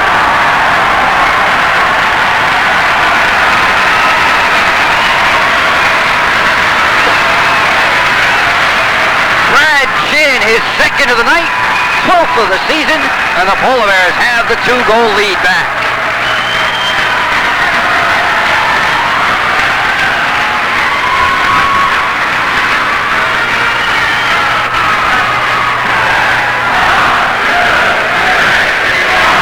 Much to the delight of that group right there.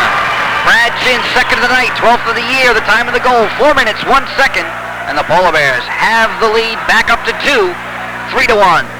Brad Chin, patented goal for Chin, the great speed coming down the wing, and then his patented move, the quick pull to the backhand, shoveling it underneath the goaltender. And the Polar Bears have a 3-1 cushion.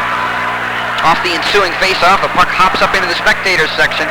13:55 left to go in the middle period. And the Polar Bears, who have had trouble scoring goals, getting 3 before the midway mark in this game, and that is something that has to bring a smile to the face of head coach Terry Mahar.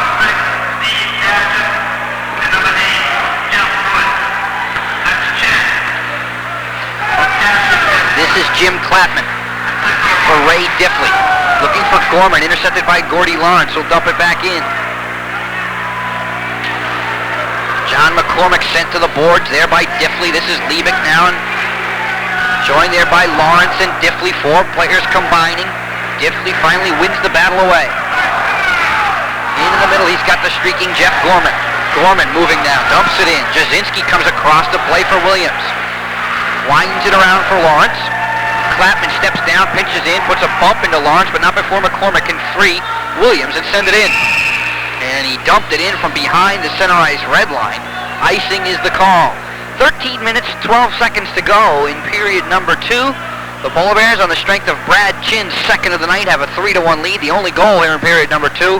Our first 20 minutes of play, Brad Chin, his 11th of the year. Jim Pincock, his 4th of the season. And the 1 goal you saw up there for Williams, coming from Rob Abel.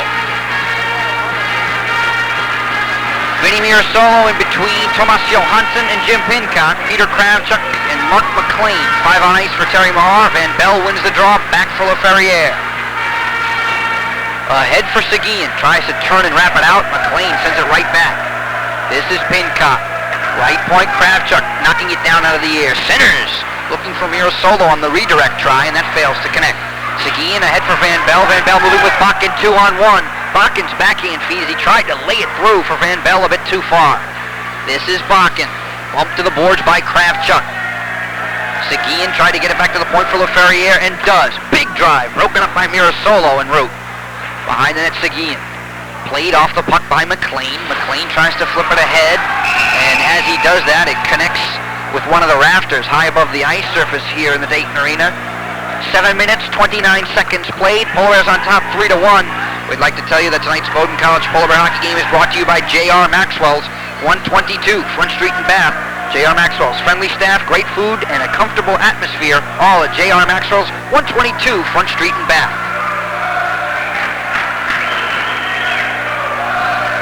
Glad you've joined us tonight on Casco Cable Channel 13. Joe Beninati along with you, our 4th season of covering Bowdoin College Polar Bear hockey.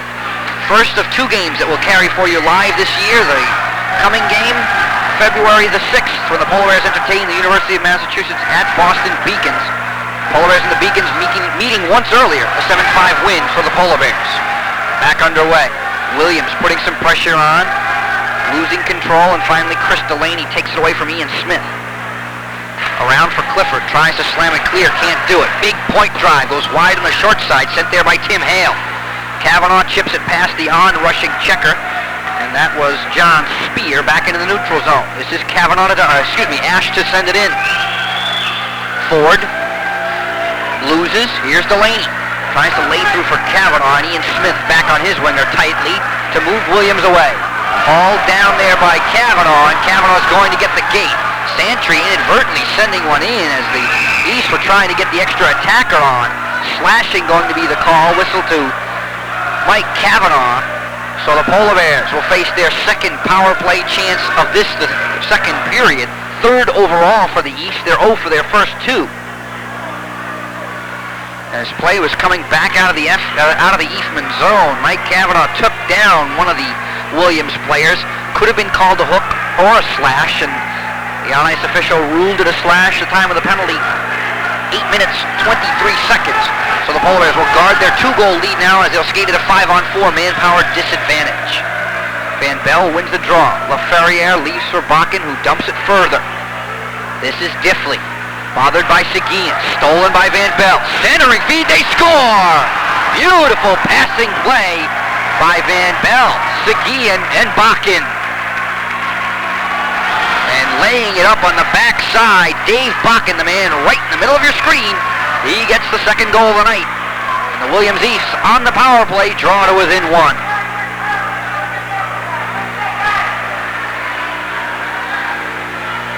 Just a good case of forechecking on the power play. Seguin laying the body on one of the Polar Bear defenders behind the play. And then that squirted the puck free for Van Bell. Van Bell, a very talented forward. He made a brilliant centering feed for Dave Bakken. And Bakken rammed it into an empty net as goaltender Hirsch was committed to making the stop on Van Bell. This is Hedrick losing to McLean, who starts the Polar Bears away. This is Jeff Wood. Wood loses to Abel. Abel now moving Williams back, tries to move on McLean, who does a nice job to stand him up so that Steve Cashin can come back and play. Cashin outmanned in the corner. Williams works it free. McLean pins his man to the boards. So Jeff Wood steals back and moves Bowdoin out. Here's Chin looking for the hat trick.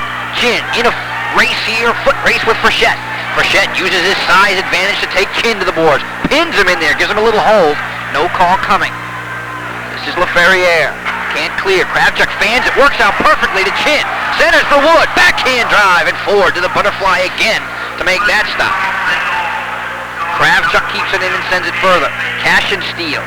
Tries to left wing it for Chin, and Hedrick will dump it back away from Harm into the neutral zone. Frechette sends back for the Polar Bears. This is Kravchuk. Long left wing feed just over the stick of Steve Cashin, who is looking for the break. And icing will be the call. 10:17 to go in period number 2. Polar Bears on top of the Williams College Eastman, 3-2. Brad Chin with a pair of goals. Jim Pincock, the other for the Polar Bears. Rob Abel and Dave Bakken tallying for Williams.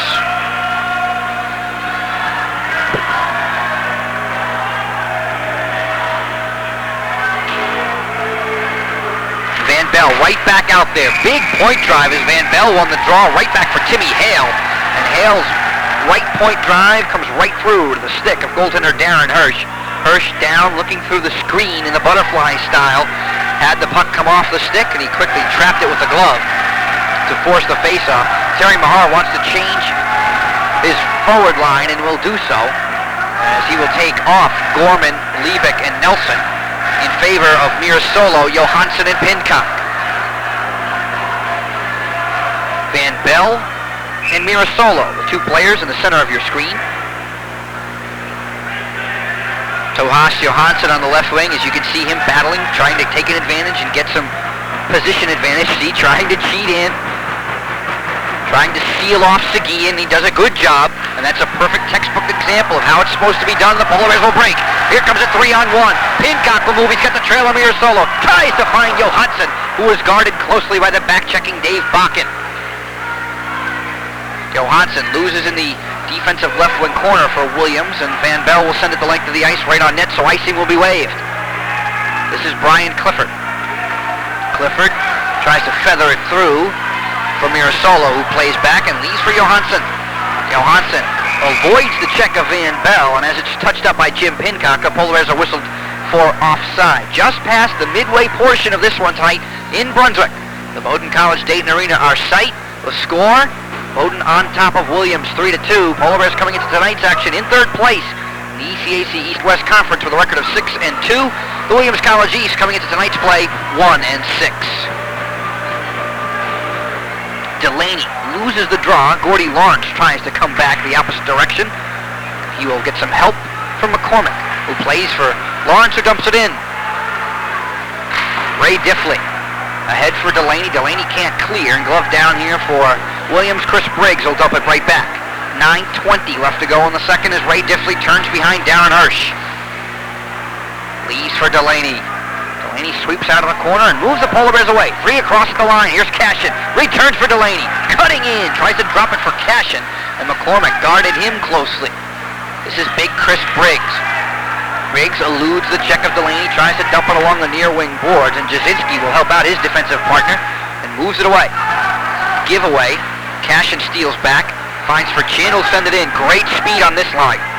Chin, Delaney, and Cashin, 3 flyers out there. They'll head to the bench. They need the line change. Jasinski, right winging. Van Bell will send it in, but again, from behind the center ice red line. So once again, another icing call. 8:41 left to go in period number 2. Polar Bears on top of Williams, 3-2. A reminder that tonight's game is being brought to you by J&J Sports.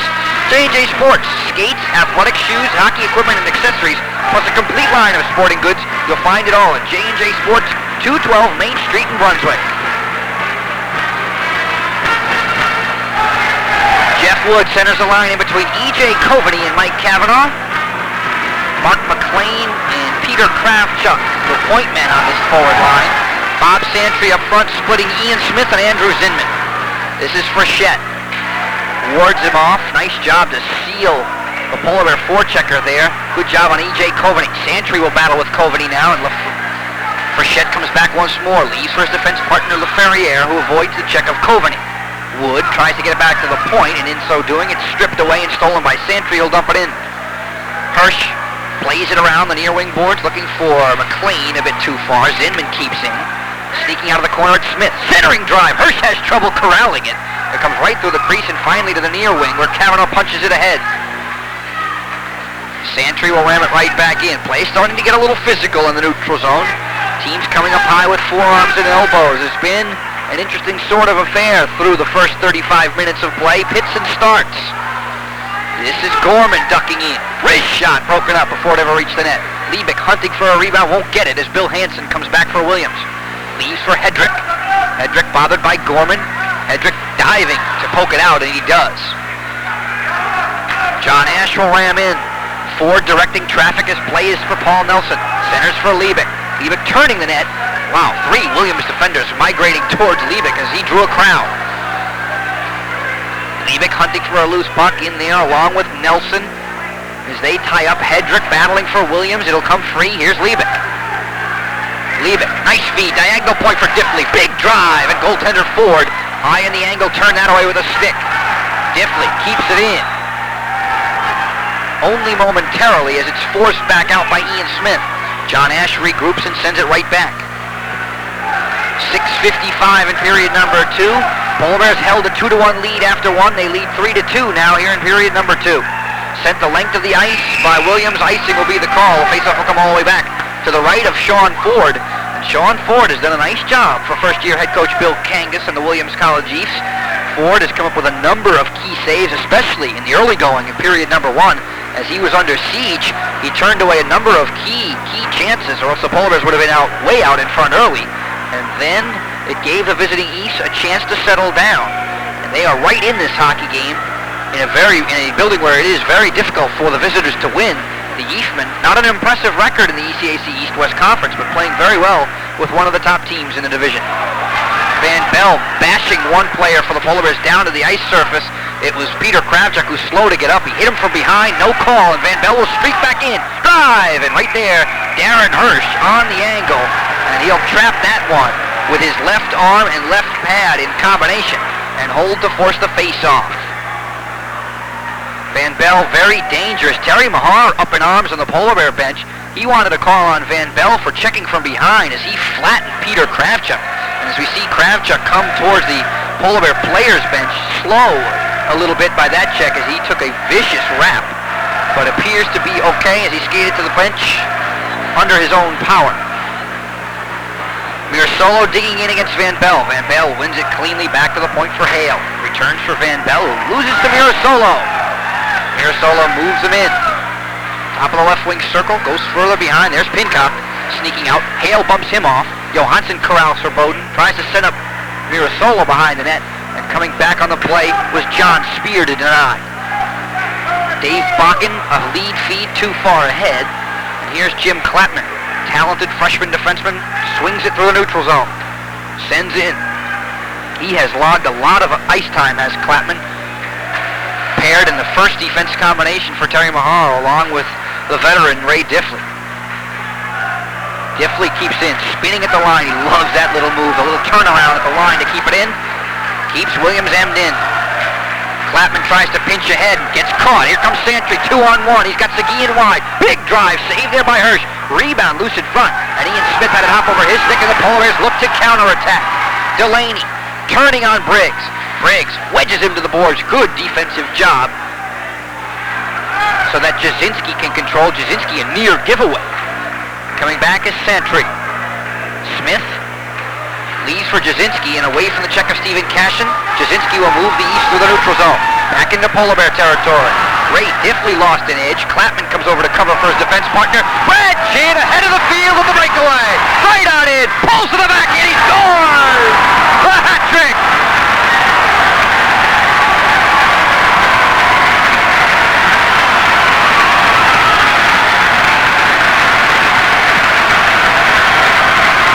Polar Bears doing what they do best, the quick counterattack, the great speed, and Brad Chin all alone on the breakaway. Very, very difficult to stop. He opened things up with a fake forehand. Goaltender Ford thinking he was going high glove, and the patented move. The third of the night for Brad Chin.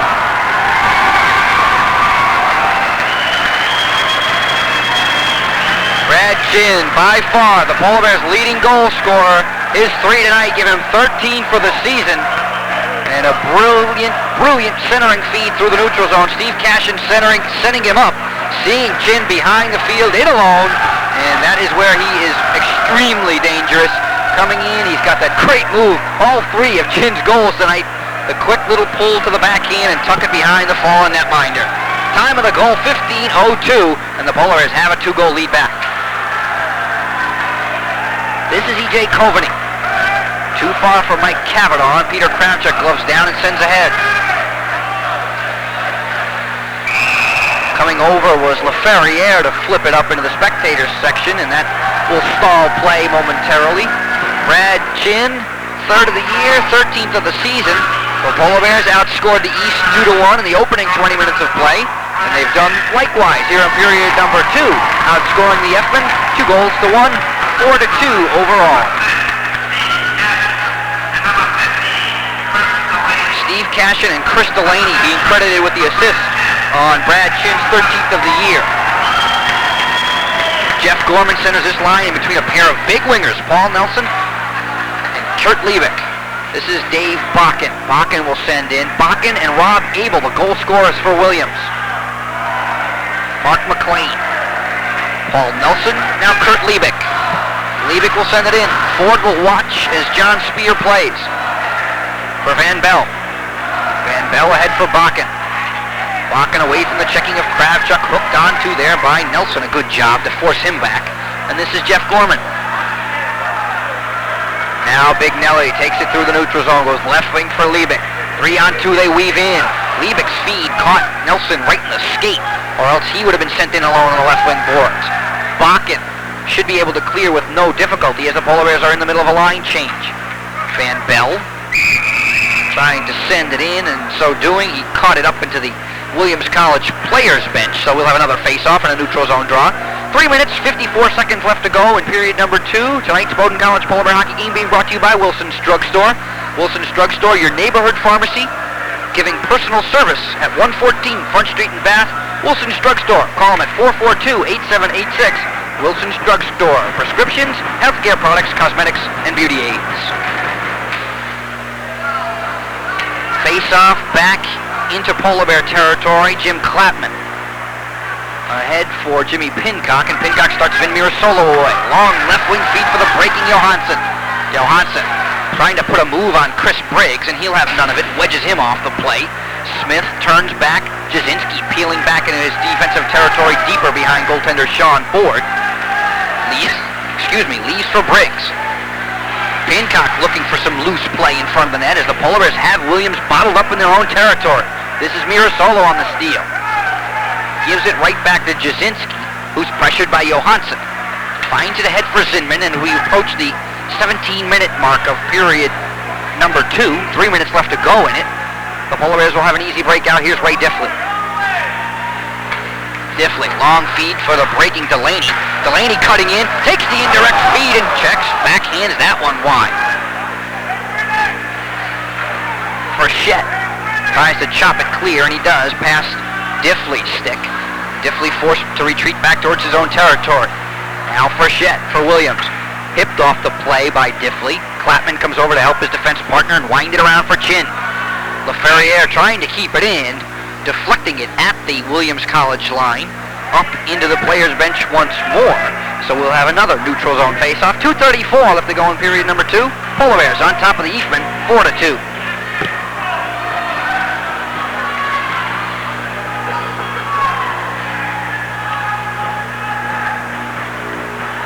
Terry Mahar goes to a changes his defense combination, gets McLean and Kravchuk out there. Forward line, Brad Chin, Chris Delaney, and Steve Cashin.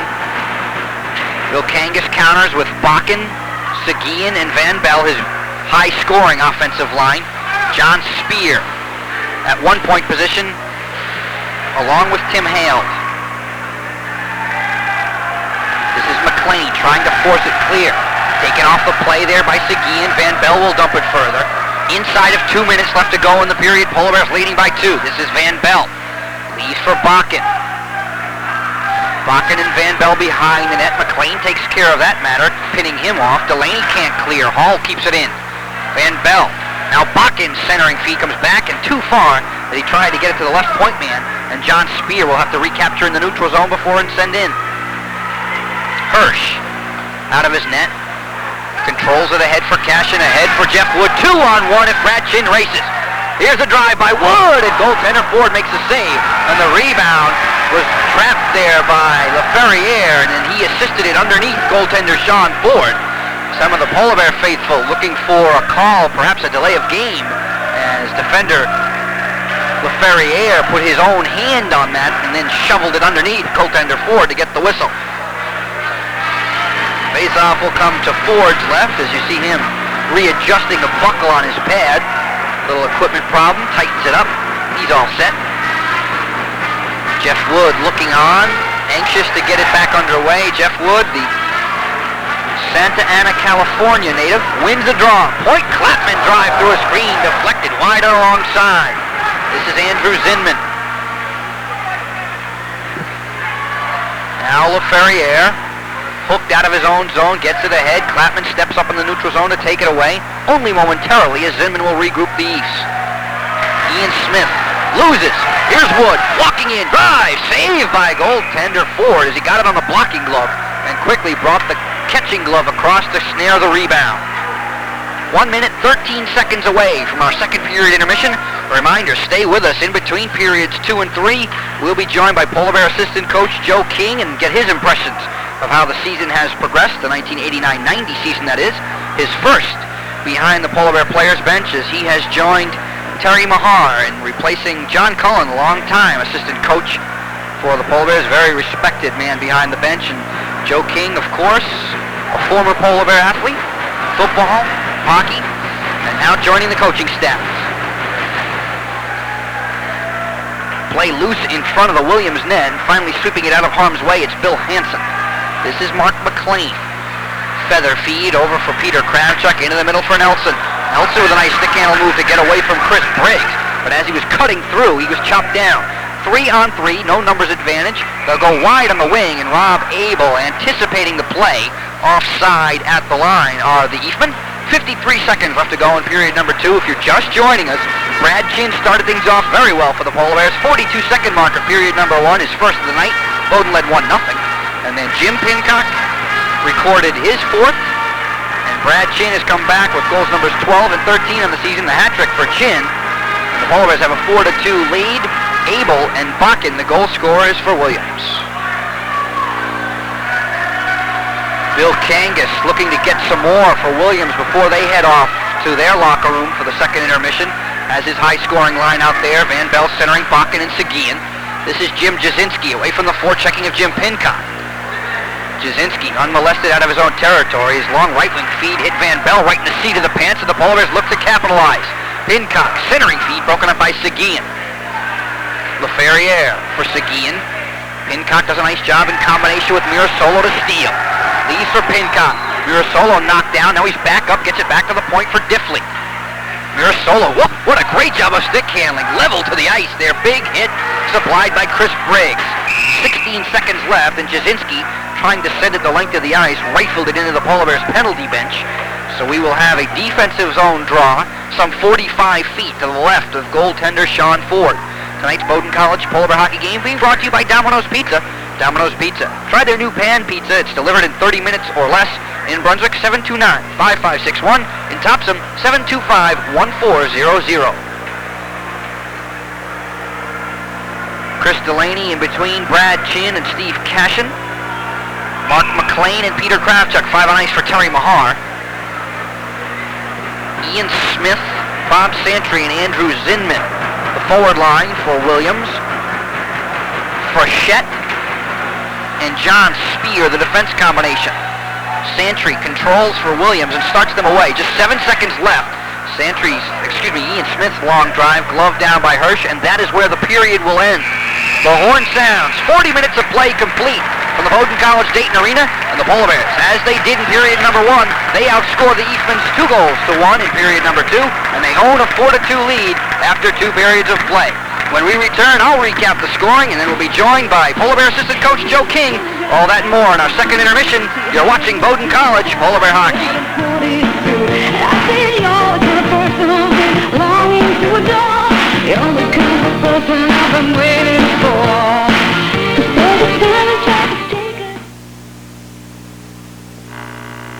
Brunswick Federal Savings wants to change the way you manage your checkbook with our Now Checking account.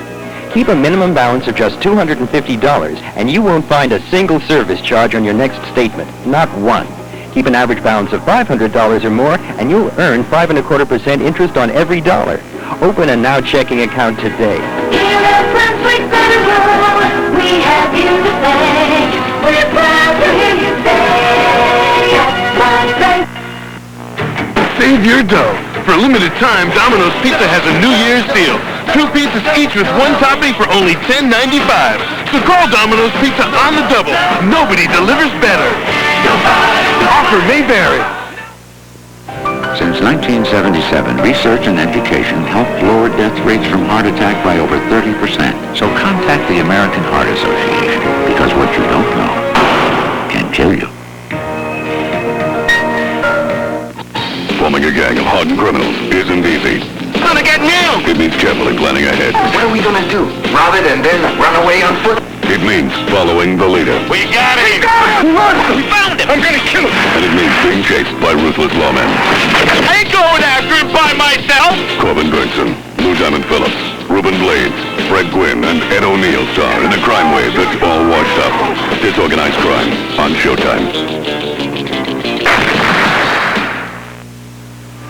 Back live here at the Bowdoin College Dayton Arena. We're in between periods 2 and 3, and the Polar Bears are on top of the Williams College Eastman 4-2 after 40 minutes of play. It's been the Brad Chin show. If you're just joining us, Brad Chin recording the hat trick.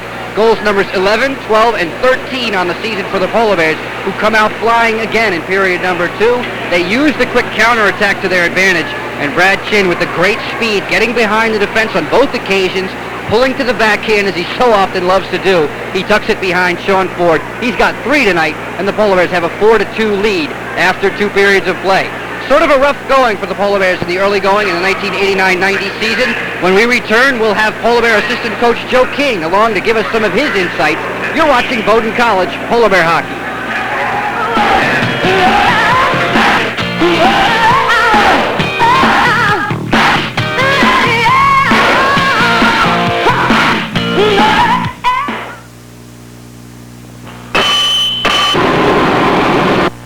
Poland snow throwers. Still handcrafted and cast iron tough. So go ahead, take the Boland's Performance Challenge and check out the complete line of snow throwers. Backed by the best warranty in the business, these cast iron tough snow throwers offer easy payment terms and prices as low as $3.99. So go ahead, take the Boland's Performance Challenge. Available at Bowdoin Lawn and Tractor, Lewiston Road, Topsom. In February, Cinemax's 5-strap for romance. Romance. Yeah, romance. With more movies, more choice.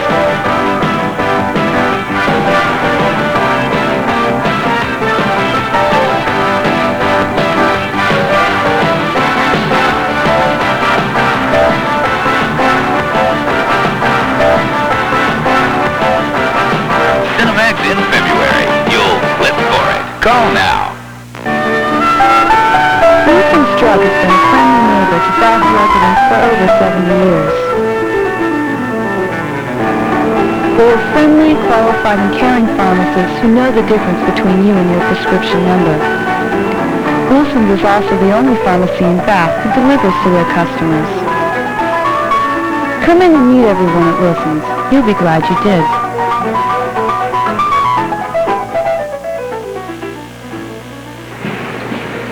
Back here live in between periods 2 and 3 tonight, the Bowdoin College Polar Bears playing host to the Williams College Eastman, and our guest in between periods 2 and 3 with the Polar Bears in front 2 goals, Bowdoin College assistant coach Joe King. And Joe, nice to have you with us, and congratulations on your position. I think it's very nice to see former Polar Bear stars come back and get behind the bench. Well, Joe, it's great to be back. It's great to work with Coach Mahar, and I'm also working with the football program. A lot of tradition around here, and it's great to be part of it, and we hope to get it going again this year. Our attention turning to the Polar Bears tonight. Bowdoin College ice hockey in action. 7-5 overall, 6-2 in the conference. Both of those losses coming to Babson. Overall, I guess you got to be pleased with the number of new faces in the lineup. Yep. We're very pleased at this point. We're a little concerned we got to get some goals, but we're playing a lot of young people in some key positions defensively and in net, so we will struggle early. We're home for a long period now, so we hope to really break out of our scoring slump. Let's start with the goaltenders. You yourself a former goaltender. We see Darren Hirsch tonight, Tom Sablack, and Bruce Wilson on the bench behind him. Sablack and Hirsch, the freshmen, they've handled the bulk of the duty. They have. Both Tommy and Darren have split so far. We're happy with both of them, and they've done a super job so far, considering where they are as freshmen. A lot of pressure in this league. Everyone's gunning for Bowdoin, so we know they're going to be under a lot of fire, but they're doing a super job so far. To get good goaltending, more often than not, you have to have solid defensemen in front of them, and you have 3 rookies back there on the blue line as well. Been very impressed with Clapman. Yeah, Jimmy Clapman is by far probably the biggest surprise in the league. Everyone has said that. With 3 freshman defensemen back there, like you said, Joe, that is a key position. But Jimmy has done a super job, and he's a big focal point in the power play as well. So we're very pleased with Jimmy as well as the other freshmen back there. Coming into tonight's game, I was hearing a lot of the players commenting about some worries about goal scoring.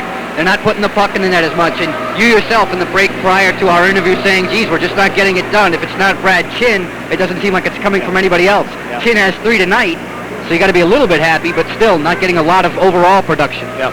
Well, we're hoping with this homestand, like I said earlier, Joe, that some of the guys who we're counting on offensively can break out of it. It's turned into a mental thing now where now we've got to get the break, and they've got to put a couple in, and they start believing in themselves offensively. We feel it's coming, working hard in the zone. They're going to get their goals, everyone besides Brad. So thank God for Brad Chin right now. First chance for me to see the Polar Bears this season, and it seems like Terry Mahar is very happy with his style. Of course, it certainly has won him a number of games, but Polar Bears still rely on the great skating and the quick counterattack. Brad Chin getting behind the field on 2 of those, and both of them coming off of regroups in the neutral zone. No question about that. Everyone who sees Bowdoin play says, I can't believe how small you are. We're small, but we're quick, so we're going to stay on them the whole game and wear people down. Hopefully beat them in the 3rd period. That's our claim to fame. You never want to overlook a final 20 minutes of play in a 4-2 game, a tight checking game by all stretches. But let's take a look overall at the season as it comes down and as you feel it will progress. Polar Bears certainly in the upper echelon in the ECAC East. Babson has certainly surprised and come up to the top of the league, but Middlebury and AIC have also got to be your top 4, I would think. Oh, yeah. There's some big games down the road for us, and there's no way we're going to underestimate a Holy Cross club that comes in here tomorrow, fired up, the gun at the top, like you said. We're one of the top in the top echelon. We have a big weekend coming up after that, and we play away at Salem during the week next week, and then the big home weekend next weekend against Norwich and Middlebury. So there are some great teams in the league, and we just want to be in the position of the top 4 come playoffs, get some home ice, and anything can happen. We've covered the Polar Bears. Now let's turn our attentions to yourself. Your job now, your duties as assistant coach, you replace a very difficult man to replace in John Cullen, a man who's been behind the bench for some 8 or 9 seasons. But what is it that Terry Mahar has you doing in the winter, and what is it that head coach Howard Vandersea has you doing in the fall? In the fall, Coach Vandersea, I work with the offensive line. The winter is a real busy time. I run the JV hockey program as well. We had a game this afternoon with a victory this afternoon. With the varsity, I work with the defense on the varsity and also full-time recruiting both sports. So the winter is the big time recruiting, and it's also busy because I have both the JV and varsity teams. So it's a busy winter, and my fiance better be ready for it. You mentioned scouting, you mentioned recruiting. Recruiting is a dirty word in NESCAC play, but As you look at as potential people coming to the Bowdoin College campus, you have 3 freshman defensemen, so it's got to be sort of difficult to try and persuade a youngster who plays defense to come to Brunswick. It is. We do have 2 seniors, Al Cockner and John Ash, graduating back in defense, so we obviously have a need to fill those 2 positions, and a number of seniors forwards who graduate. So with the tradition of the program, we do need to bring in a couple key people at each position. And the tradition of the program will not suffer with this gentleman as an assistant coach. Joe, best of luck to you and the Polar Bears the rest of the way, and thanks for joining us. Thank you very much, Joe. Okay, we'll be right back. When we return, we'll have the third period play-by-play. You're watching Bowdoin College Polar Bear Hockey. Don't worry, be happy. Don't worry, be happy. Don't worry, be happy. Don't worry, be happy. Ain't got no place to lay your... You didn't mean to rear-end the guy. You just didn't see him stop. And you never expected to miss a mortgage payment, but then again, you didn't know you had a heart problem. Thompson, Desmond & Payne Insurance has been insuring against life surprises for over 65 years. For your auto, home, and disability insurance, call Greg Musk at Thompson, Desmond & Payne Insurance, 115 Front Street in Bath. If you've been wondering what's inside J.R. Maxwell's door, well, it's a friendly staff serving delicious charbroiled sirloin steaks and fillets. It's the best restaurant in Bath for lobster, fresh fish broiled and fried in heaping portions. It's a relaxed atmosphere with great chicken, veal, and creative daily specials. It's our famous prime rib special on Friday and Saturday. And don't forget the friendly staff at the restaurant in Bath, J.R. Maxwell's. Back live here just moments prior to the start of the third and final period of regulation time. There's a familiar face. Bowdoin College Polar Bear entertaining fans in between periods 2 and 3, and the Polar Bears have been entertaining their fans overall, the Polar Bear skaters, that is. Tonight a 4-2 lead over the visiting Williams College Eastman. And just having a nice chance to chat with Joe King, Polar Bears' first-year assistant coach, as he joins Terry Maha on the bench. Overall, he tells me he's very pleased, and you can't quibble with a 6-2 mark and the early going in the conference play. 7-5 overall, of course, a pair of Division I losses to the University of Maine and the University of New Hampshire. And as we see across the way, the Williams College Eastman return. Polar Bears, led by Darren Hirsch, returning to the ice surface. Looking to move 7-2 in conference play. They will host the Holy Cross Crusaders tomorrow afternoon. Polar Bears looking to gain a couple of wins over teams struggling in the conference. The East coming into tonight's action 1-6 against East-West foes. And upcoming games on Casco Cable Channel 13. We return to schoolboy basketball Friday, February the 2nd. Morse takes on Gardner. And we already told you about Tuesday, January the 30th. We'll have women's basketball, girls basketball if you will. Brunswick versus Mount Ararat. And then back live with Bowdoin College Polar Bear Hockey, February the 6th, Tuesday. The Polar Bears hosting the UMass Beacons, and the University of Massachusetts at Boston gave Bowdoin all it could handle early on in the season, as the Polar Bears came away with a 7-5 victory over the Beacons at the UMass Boston Harbor Complex, and the Beacons will be back in looking for blood on home ice for the Polar Bears as they're looking to avenge that home loss. But that is far away, February the 6th. A couple of weeks away, a couple of Tuesdays away. The Polar Bears now just their attention turned towards period number 3. And as we call action in the third period, the Polar Bears will skate right to left. The home whites trimmed in black and silver. Williams College will go left to right. Road purple trimmed in gold and white. Polar Bear goal scorers, Brad Chin has 3 tonight. Goals 11, 12, and 13 on the season. 1 in the first period, 2 in the second period. Williams College's Rob Abel and Dave Bockett providing the goals for the East. We're back underway. We skate at full strength, and play is in the Polar Bear defensive zone. Klapman tying up with Seguin. Bakken coming across. Tries to lay back for Seguin. Kurt Liebig tries to clear for the Polar Bears. Can't do so, but Ray Diffley will help him out. Right winging for Gorman astride too far. LaFerriere turns and dumps it back. Sean Seguin takes a high hit from Kurt Liebig and is almost deposited into the penalty bench. This is Jeff Gorman. Gorman now wedges his way ahead. Centering feed for Liebig, his drive, and goaltender Ford to save. The rebound was deflected wide as Liebig had a free backhand chance. Frechette now. Leaves for LaFerriere, and LaFerriere will move the East away. Long centering feed, going to his knees to turn that away, and was Ray Diffley. And now Kurt Liebig will dump. Sean Ford out of his net. Leaves for the turning stick of Frechette. Away from the checking of Cashin. Cashin ties him up. Frechette runs him to the boards. This is Chris Delaney. Mark McLean, nice passing. Here's Cashin. Cashin pulls it in, tries to go right wing for Chin. And Chin just a stride late. Centering feed from Brad Chin. Taken away, swept out of harm's way by LaFerriere. For Santry, he'll dump it in. McLean back on his wing. Crowd roaring its approval as Santry was sent hard to the ice. And this is Chris Delaney. Delaney wheeling ahead with Cashin and Chin. Now for Cashin. Chin the trailer right there. Poked off of his stick. Good defensive job. Back on the play, it was Billy Hansen. Chris Hedrick will dump it in. Mark McLean will play. Away from the forechecking of McCormick. Goes to his defense partner Ash. And the Polar Bears will break easily. Long left wing feed for Cashin a bit behind him. Hale dumps it right back so that Ray Diffley controls. Now John Ash. Away from Hansen. Too far for the breaking Vin Mirasolo. Icing is waved. Jasinski deep in his own territory. Gives it away to Pincock along the left wing boards, who keeps it in. Now Johansson. Johansson away from Jasinski. Pincock points for Diffley. Wrist shot through a screen as Mirasolo tried to redirect it, and he fanned on that attempt. Johansson sent to the ice. Pincock centering feed to nobody in particular. Here's Rob Abel. Loses to Mirasolo. Now Jasinski for Williams. Tries to get it ahead from McCormick.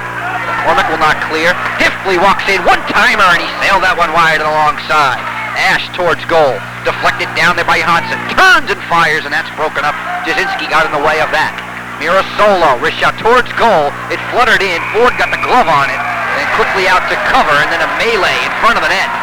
As Johansson was looking for a rebound and got run over. Coming over his back was defenseman John Spear. 17-17, regulation time. The Polar Bears on top of the Eastman 4-2. A reminder that tonight's game is being brought to you by Bodwell Lawn and Tractor. Art invites all his old friends to come visit him at his new location on the Lewiston Road, Route 196 in Topsom. Bodwell Lawn and Tractor featuring the complete line of Iron Tough, Boland snow throwers, tractors, and mowers. 729-4151, Route 196 in Topsom. It's Bodwell's Lawn and Tractor. LaFerriere around. Too far for the breaking Sean Seguin. Frechette cut down, and the Polar Bears again doing a nice job of keeping Williams in their own territory. Liebig this time supplying the forechecking. Joined there by Nelson. Pinching down his Clapman at the point. He'll keep it in. Right winging for Gorman. Gorman will lose to LaFerriere, who will retreat behind his net to set the breakout. We've played a little over 3.5 minutes in period number 3. The Polar Bears still maintain a 4-2 lead.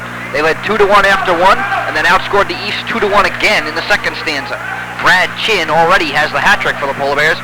Goals numbers 11, 12, and 13 on the season. Jim Pincock tallied his fourth.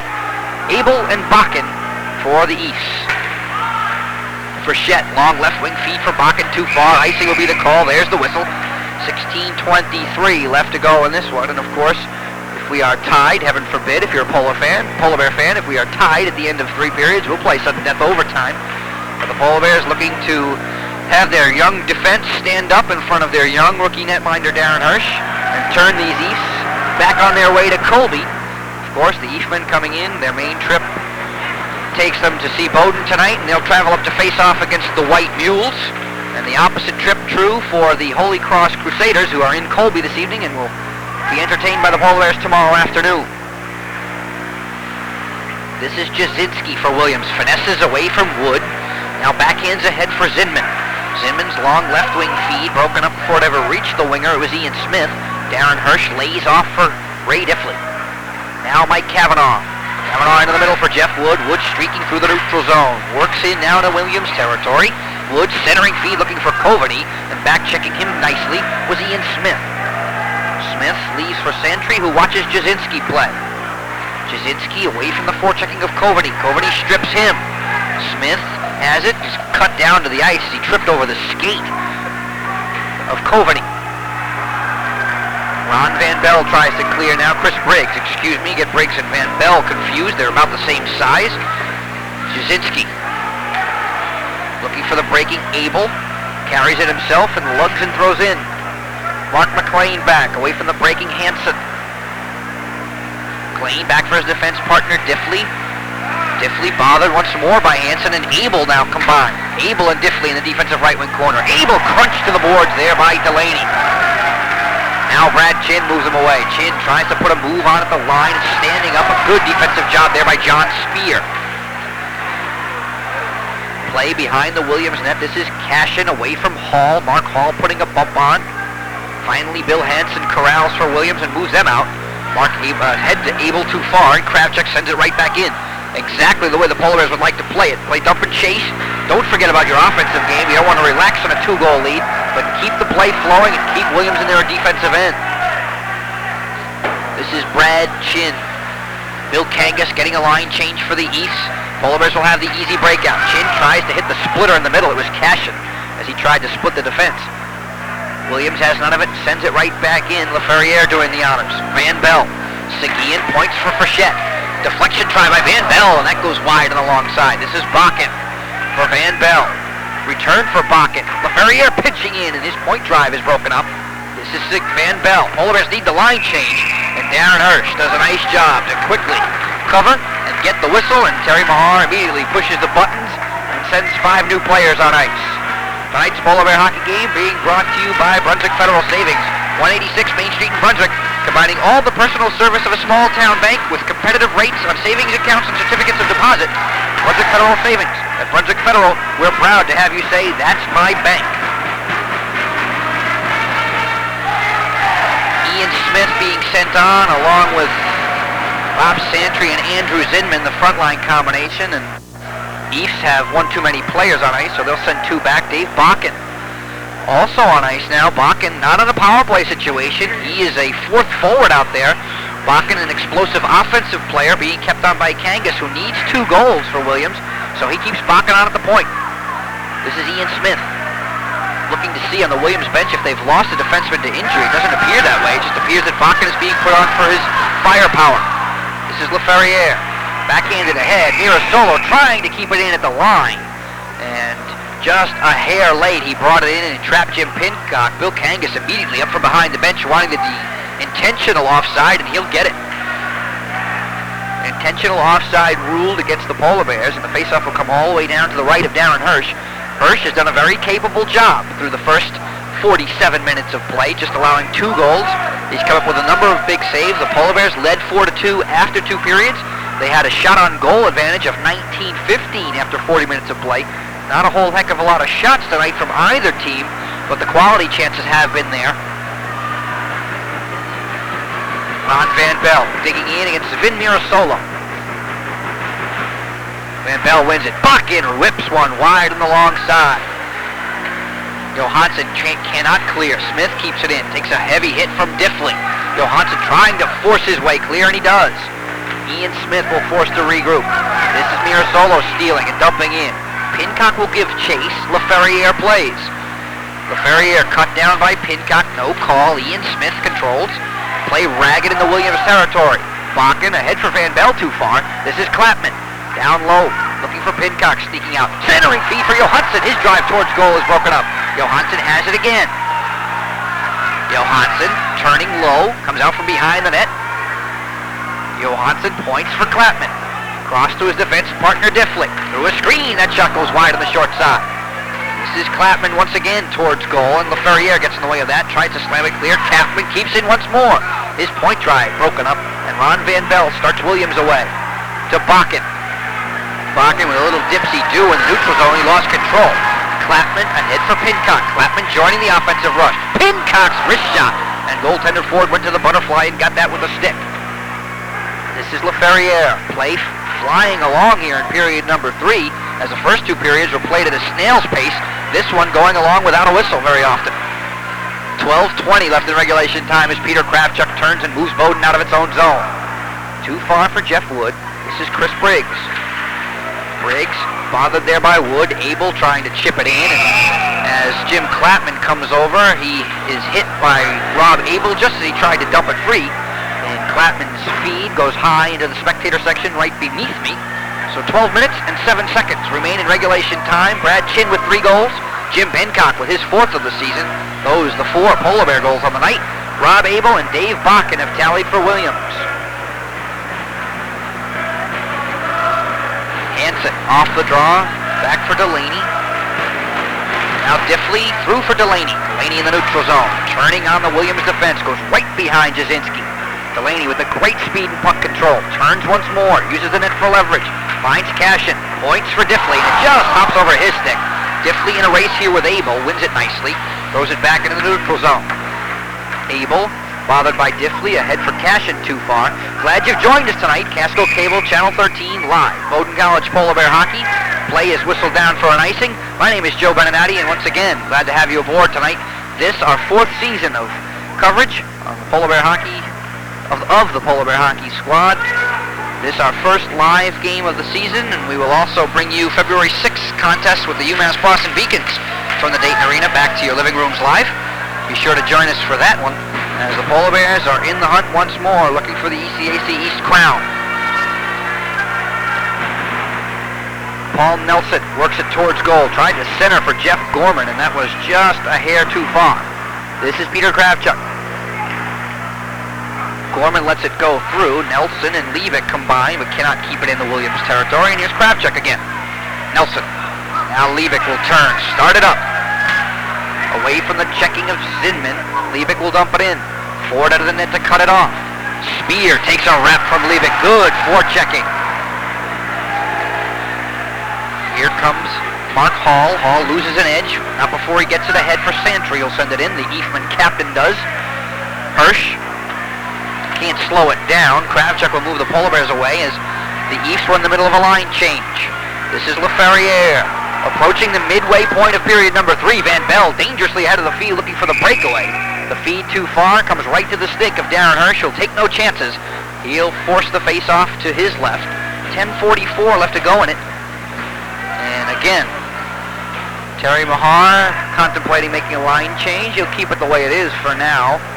Bill Kangas will keep his Williams offensive unit intact with Van Bell, Bakken, and Seguin. Van Bell digging in against Vin Mirasolo right in the center of your screen to the left of goaltender Darren Hirsch. There's Seguin's quick drive, and you saw Hirsch get the right arm up quickly to turn that away with the blocking glove. Seguin slams one towards goal, goes wide on the short side. Bakken now flipping it up. It caught the back meshing and kept in play, actually, and should have been a whistle as it caught that netting high above the glass. No whistle does come, so the play continues in Bowdoin's defensive zone. Diffley. Now Pincock. Left winging for Johansson. He's got him. Johansson moving in.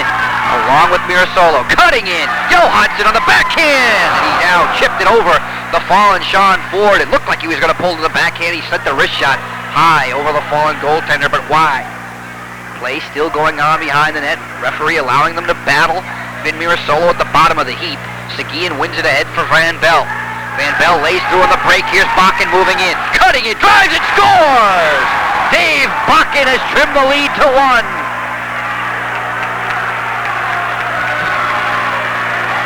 Polar Bears getting caught napping. And Bakken, very dangerous. He's got great speed. He took off down the left wing boards. Got a centering feed, a long left wing feed from Ron Van Bell. And Bakken's wrist shot beat goaltender Hirsch on the short side. And surprise, surprise, with 9 minutes and 50 seconds left in this one, there's your count.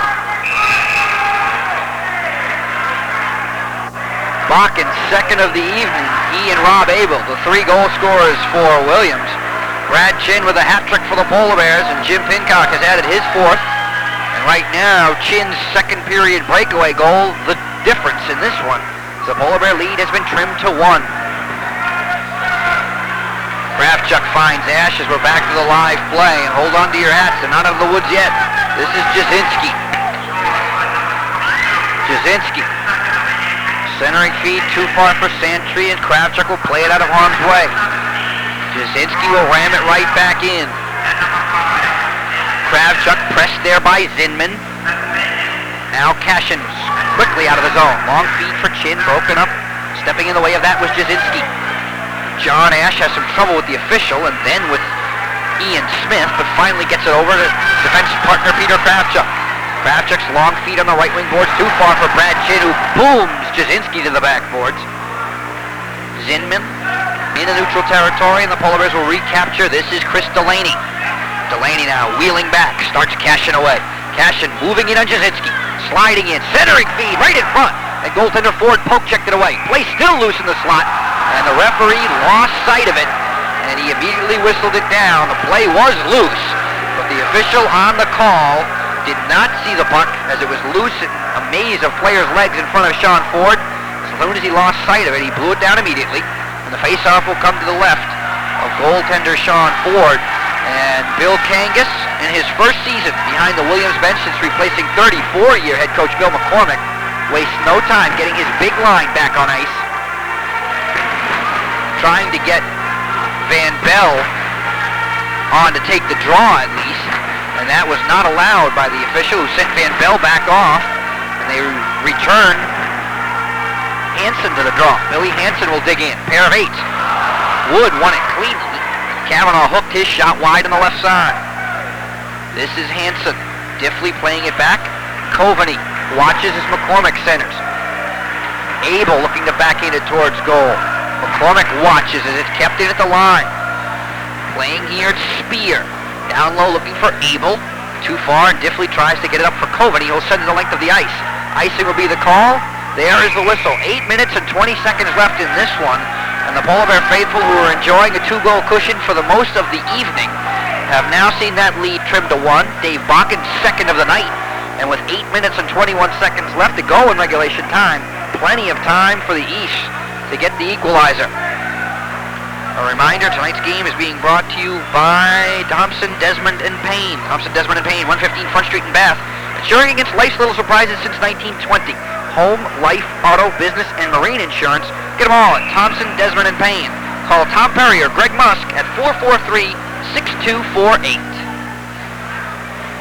Van Bell, Seguin, and Bakken. Very, very dangerous up front. Gorman, Liebig, and Nelson, the counter line turned on there by Terry Mahar and the Bowdoin College Polar Bears. Look out, Bakken, short side Van Bell, and goaltender Hirsch held his position nicely, as Van Bell had very little angle to shoot that one, not a lot of room. He ripped it right into the chest of Hirsch, who captures and forces the face-off. Terry Mahar has seen enough of Gorman, Liebig, and Nelson, quickly changes them for Cashin, Delaney, and Chin. A lot of speed on this line. I don't think you're going to find a faster threesome in the ECAC East Conference. A lot of speed, not a great deal of size, however, all of those players under 6 foot.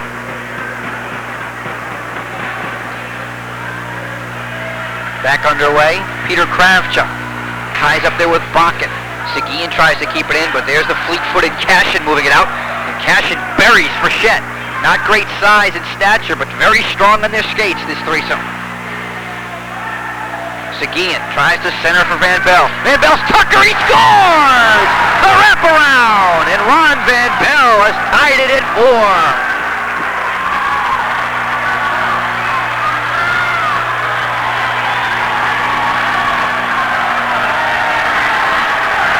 And the East of Williams, right back in this one. They came into period number 3 trailing by 2 goals. And the Williams Alumni Club has made this trip here across the way. And they are very, very appreciative, flashing the Williams banners as their charges have gotten them equal.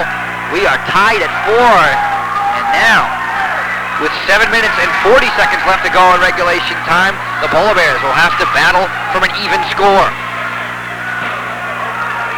Ron Van Bell on a giveaway behind the net, snuck around goaltender Darren Hirsch and tied this one up. Big point drive by McLean through a screen, and Sean Ford was looking behind him. Not sure if he had that one. He made the pad stop and covered the rebound. 7:33 left to go in regulation time. And the Polar Bears have been tied as Ron Van Bell gets a big, big marker. Van Bell's 9th of the season. We are tied at 4. the Williams College Eastman, coming into tonight's action with a record of 1-6 in the conference play, battling one of the conference's best, and they have a stalemate now, a brand new ball game with a little over 7 minutes remaining. And Williams now, we're taking a look. The Eastmen have won only once at Dayton Arena in the last 12 chances. The lone victory in 1981-82, a 7-5 win. Bowdoin College 19-4 in the last 23 meetings between these two teams, and they have won 11 of the last 12 on home ice. So the Eafs are battling back, trying to win in a building where they have not won in some 9 seasons. Hedrick banged to the boards by Johansson as the Polar Bears look to go back on top. Pincock watches, LaFerriere flips free. Abel skating down the back of Ray Diffley. Diffley tied up by Abel, who drills him to the ice. Sneaking out here is Hedrick. Centers turnaround drive by Abel close to the goal. And goaltender Hirsch sweeps that out of harm's way. Mirasolo working. And now McCormick will move it ahead. Spear back on defense. Play in the Williams zone. We have a whistle. Offside on the play against the Polar Bears. 7 minutes, a little less than 7 minutes. Correction, 6:56 left to go in regulation. Abel, Bakken with a pair, and Van Bell have scored for Williams. Brad Chin, the hat trick, and Jim Pincock for the Polar Bears. We are tied for 4 in a dandy tonight. Glad you've joined us from Bowdoin College's Dayton Arena. Polar Bear Hockey live on Casco Cable Channel 13. My name is Joe Beninati, and enjoy this one down the stretch. It has been a dandy. Brachette, left wings. Bakken for Van Bell. Van Bell, return feed for Bakken, who is marked closely by Wood. Brachette over skates, and Kavanaugh works it away. Van Bell now leaves, watches as Coveney moves Bowdoin back. Jasinski across ice to cover. Kavanaugh working hard in the Williams zone, and Seguin will break it back. Polar Bears dominated play in periods 1 and 2. Bumping hit by Peter Kravchuk sends Sean Seguin to the ice surface, and Seguin very slow as you look down to the Williams players bench. Very slow to get up as he was boomed to the ice surface. Kravchuk caught him with his head down, got him right with the forearm. A lot of players on the Williams bench thought it may have been an elbow. A crunching check by Kravchuk, icing the call, so the faceoff is in Williams' defensive territory. Polar Bears led 2-0, led 3-1, led 4-2. Each time Williams has rallied to narrow it to 1 goal. This time they've taken it a step further and tied it up. Diffley, spinorama, shot from the point, fanned on it. Cashin's backhand bid goes wide on the short side. Diffley pinching down, can't keep it in as Zinman dumps it clear, and this is Jim Clapman. Diffley tries to poke it ahead for Cashin, who spilled to the ice. Clapman comes over and rams it out. Zinman will send it right back. 6 minutes exactly in regulation time. Cashin, too far for Delaney. Now Santry sends it in. Ian Smith gives chase. Diffley bangs him off the puck. Ahead. Clapman over skates. Comes right to Chin, however, and Chin will send it in. Offside with Steve Cashin. It is delayed, and the Williams College squad tries to take advantage with the counterattack. Hansen finds Abel. Moving in. Wrist shot broken up by Clapman, who did a nice job to play him one-on-one. Mark McLean, pair of freshman blue liners back there for Terry Mahan. Rammed right back in as Hirsch will hold and leave for the turning stick of Jim Clapman. Away from the forechecking of McCormick. Clapman takes it himself. Dumps it into Williams' territory. Bouncing puck, handcuffed forward. Rebound loose and score! Somehow Kurt Leavitt from a wide angle, and the Polar Bears have the lead.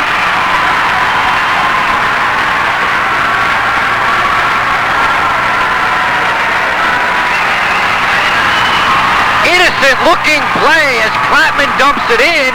The carom comes right to the waiting Kurt Leavitt. From an impossible angle, he banks it in off of Sean Ford, and the Polar Bears are back in front.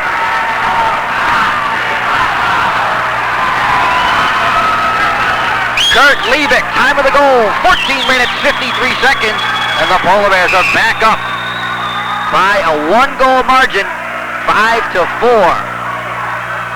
For Leavitt, his 3rd of the season, 3rd in conference play, and none bigger after the Eafs rallied from a 2-goal deficit. Leavitt's marker has the post Polar Bears up in front. Play back in Williams' zone. Johansson trying to add an insurance goal. Big hit there by Frechette as he went high and left his skates to rub off Johansson. Now Van Bell moves it back. Jim Clapman comes up to take care of him. Point drive by LaFerriere. And he caught several of his players offside. Slammed back in.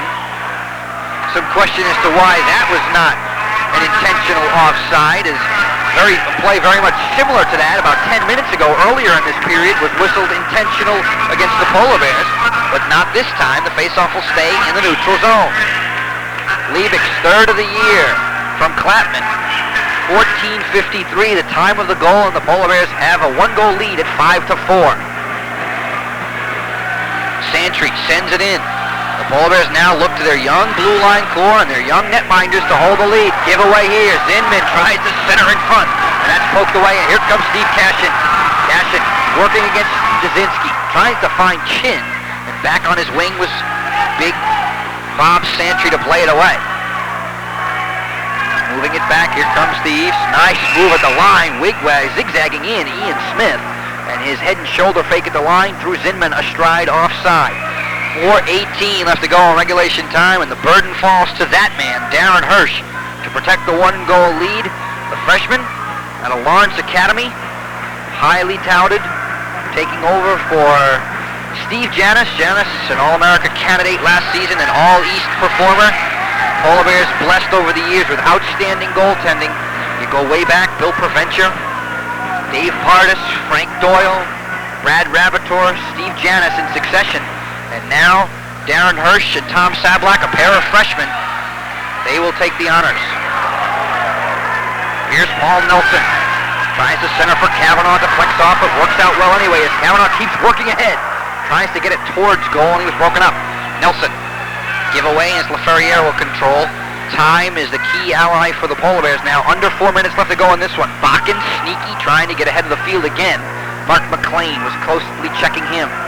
McLean now zips out of his own zone. McLean leads for Liebig. Liebig has the lead goal. 14:53 the time of it. His third of the year. The Polar Bears have a one-goal margin. Here's Kavanaugh trying to wrap it around, and a good defensive job coming off to seal the short side. And in so doing, the defender sliding to cut off Kavanaugh took the net off its moorings. So the face-off will come in the neutral zone, and we still have a Williams College player down. He banged heavily into the right post. May have caught his hip in a difficult spot as he went flying in, trying to cut off Kavanaugh. Kavanaugh coming up from behind the net, trying to wrap it around the defender. We can't get his number because he's lying, as you see, prone on his stomach. Sliding back into the play, he made a nice play to seal off the short side.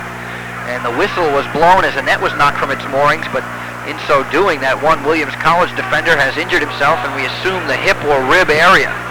3 minutes, 35 seconds left to go. Joe Beninati with you tonight. Live Bowdoin College Polar Bear Hockey on Casco Cable Channel 13. The Polar Bears led 2-1 after one period of play. They led 4-2 after the second stanza. And both teams have come out firing in period number 3. It was the East getting off to a good start in the third period. A pair of goals got them tied at 4. Kurt Liebig has given the Polar Bears their margin of 1. And Dave Bakken is the Williams player, up slowly and now skating to the bench under his own power, getting an appreciative applause from the crowd. Bakken can't really see what he's favoring as he's holding his right side, it appears, with his left arm. You can see the left glove clutching at the right side. Maybe the ribs or the hip is the best guess I will make, but Bakken, he had the goal that brought the East to within 1, and then Ron Van Bell tied it just about 5 minutes ago. But the Polar Bears, undaunted, coming back to get one, and they so often do that in this building. Boy, visitors who have come in here and have battled the Polar Bears to close games always have it in the back of their mind that Bowdoin gets the big goal late in the game. Kurt Liebig trying to make it stand up tonight. This is Vin Mirasolo with Johansson. Fires and Ford on the angle again. Got the pad and glove on that one. And he'll cover the rebound. The faceoff will come to his left.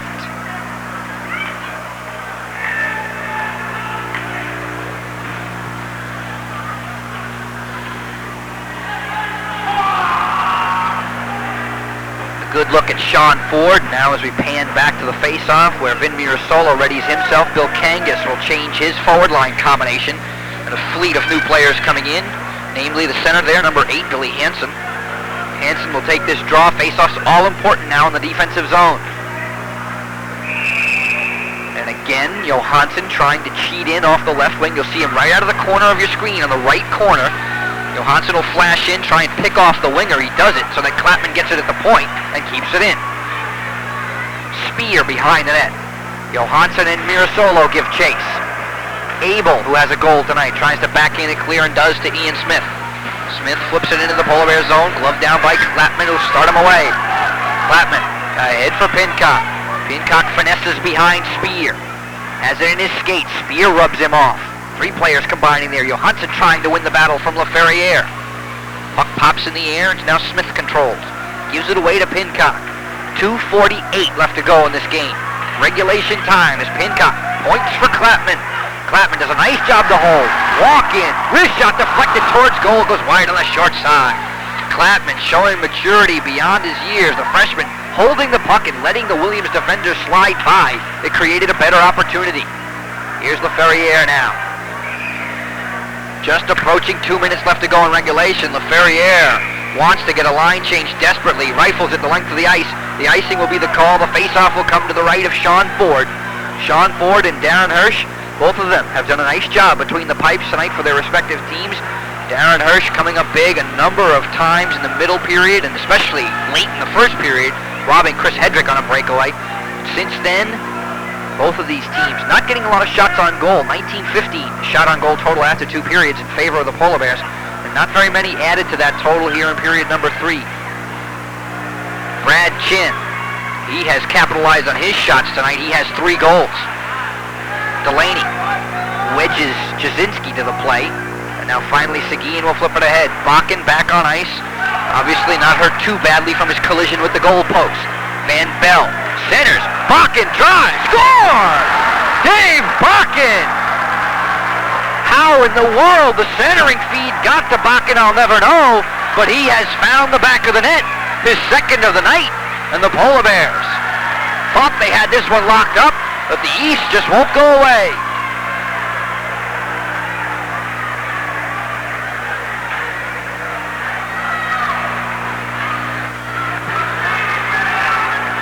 We are tied at 5, and the fans tonight in the Dayton Arena somewhat stunned. 2 minutes and 1 second left to go in regulation time. Polar Bears coming into tonight's action 6-2. Eastmen 1-6. On paper, it should have been a lopsided affair. Not the case at all. Paul Nelson will dump in. Brand new hockey game, but only 2 minutes away from overtime. Here's Rob Abel. Bang to the boards by Kavanaugh. Deftly centers as he looked for Nelson. And that's poked out of harm's way by LaFerriere. Glove down by Klapman. Too far for the turning stick of Liebig. Heavy hit by Kavanaugh on his opposite number 21, John Spear. Spear backhands ahead. This is Klapman. Under a minute and a half now. Big hit there by Santry. Around for Abel. Bakken has the hat trick for the East. Chin, the hat trick for the Polar Bears. We're tied at 5. Dead even. This is Santry. Sneaking out. Centering feed for Abel, who is dangerous. And now Paul Nelson starts him away. Paul Nelson by himself. Now joined by Kavanaugh and Pincock. Nelson rammed to the boards. Great hit there by Spear. Behind the net. This is Pincock. Now LaFerriere controls. Paul Nelson needs a line change. Dumping it into the neutral zone. McLean sends it back in. Offside will be delayed and wiped off. This is the final minute of play in regulation time. We're tied at 5. LaFerriere ahead for Seguin. Seguin will dump it in. Klapman now waits. Turns behind Hirsch. Here comes Mirasolo. Mirasolo ducking away from the check of Seguin, who wedges him to the boards. Van Bell booms. McLean to the ice. And now Pincock for Klapman. 23 seconds left in regulation. Klapman fans on his centering feed, but recaptures. Klapman on his backhand tries to send it in. Williams doing a great job, standing 4 defenders up at the blue line. Now McLean. He eludes the check of Seguin in his haste to get it into the Williams zone. He fires it up over the East players bench. Just 8 seconds away from overtime. We are tied at 5.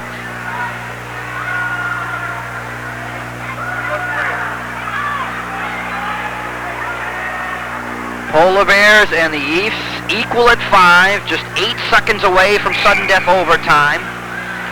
Chris Delaney centers the line between Brad Chin and Steve Cashin. Zinman, Bakken, and Hansen up front for Bill Kangas and the East. 7 seconds now as Spear carries it in, rifles, saved by Hirsch, leaves the rebound in front, and the horn sounds. 60 minutes of play complete. The score is tied at 5. When we return, we'll have sudden death overtime for you. You're watching Bowdoin College Polar Bear Hockey. It will soon pass, whatever it is. Don't worry. Brunswick Federal Savings wants to change the way you manage your checkbook with our Now Checking account. Keep a minimum balance of just $250, and you won't find a single service charge on your next statement, not one. Keep an average balance of $500 or more, and you'll earn 5.25% interest on every dollar. Open a Now Checking account today. Here at Brunswick Federal, we have you to thank. We're proud to hear you say, that's my place. Save your dough. For a limited time, Domino's Pizza has a New Year's deal. 2 pizzas each with 1 topping for only $10.95. So call Domino's Pizza on the double. Nobody delivers better. Offer may vary. Since 1977, research and education helped lower death rates from heart attack by over 30%. So contact the American Heart Association, because what you don't know can kill you. Ray Borg delivers the hardest slap shot in hockey. Wade Boggs delivers hit after hit. Nesson delivers the Bruins, Red Sox, and Big East basketball. College football. Women's pro tennis. Boxing. More New England sports than anyone else. Nesson delivers. Back here at Bowdoin College's Dayton Arena, 60 minutes of play complete tonight. The Bowdoin College Polar Bears hosting the Williams College Eastmen, and we are going to get 5 minutes of sudden death overtime play. The Polar Bears leading 2-1 after a period of play. Brad Chin scoring 42 seconds into the contest. Jim Pincock also tallying a goal, his 4th of the season, and the Polar Bears led 2-0. The Williams College East, though, undaunted. They have gotten 3 goals from Dave Bakken. Brad Chin has the hat trick for the Polar Bears. Kurt Liebig scored with little less than 3 minutes left to go in regulation time. Bowdoin looked like it had it cinched away. And instead, Dave Bakken came back to tie it, his 3rd of the night. Correction on Liebig's goal. Liebig's goal coming with about 6 minutes to play. And the Polar Bears unable to hold the 1-goal lead. Bakken's 3rd of the night ties it up. And we go to sudden death overtime. First goal wins in what has been a very well-played, exciting contest. For the Polar Bears, it is their first overtime game of the season. And Bowdoin has a 2-1 home ice record, and that is in jeopardy, of course, tonight. Sudden death overtime, first goal will win it. Both of the coaches in tonight's contest not wasting any time, getting their big lines on ice. It can end early, it can end late. This is Dave Bakken. Bakken, Van Bell, and Seguin up front. Cashin, Chin, and Delaney for the Polar Bears. Play is in the Polar Bear defensive zone. Seguin, trapped by Delaney. And now Diffley will start it away. The great thing about overtime is every rush, the crowd is up on its feet. Here's Chin, centering in front. There's a drive by Delaney. Loose in the slot, Chin firing. Cashin battling. Wave off the goal. Nothing there. As Brian Ford held his ground, the official right on top of it. Cashin hunting for a loose rebound, trying to stuff it in if he had to stuff Ford into the net with it. And the referee says no. Just 25 seconds in, the Polar Bears look to ice this one. As Chin with a patented rush down the right wing boards, a centering feed, Delaney fanned on it, and then it came right in front of the net. Cashin trying to jam it under Ford, couldn't do it. Santry in to take the draw. The East captain will dig in against Chris Delaney, and face-offs now are paramount, especially in the defensive zone. Delaney wins it, goes to the goal, and has it stripped away. East will move back 3-on-3. This is Jim Clapman, and the freshman has the complete confidence of head coach Terry Mahar. On the ice, in a regular shift, on the ice of the specialty teams, he's been outstanding tonight. Tripped down, taken to the ice with Ian Smith, no call coming. Ray Diffley, you very seldom will see power plays given in overtime. Frechette loses, Delaney steals, cutting in, turns the cage. He's got Chin in the slot, tried to center it to him. The puck comes deflecting into the rafters but does not hit, so play continues. This is Clapman, gives it away. 2-on-1, here comes Bakken with Abel. Clapman in a race trying to get back. Great job by Diffley. And now Clapman controls. Polar Bears need the line change. Clapman comes through the neutral zone and will send it in. Johansson gives chase. Pincock right there. Mirasolo, the third attacker. Here's Pincock wrapping the net. Tried to get it to the point for Clapman. Taken back by Bakken, and Clee flips clear to Van Bell. 1-on-1 against McLean. Here comes Van Bell, and McLean stands him up well. Clapman does a nice job to find the trailer. Hirsch gives it away. Drive, saved by Seguin. Rebound loose in front. And Hirsch does a job to stop Seguin once and then twice. Darren Hirsch almost getting himself in a little bit of trouble, trying to start the counterattack himself.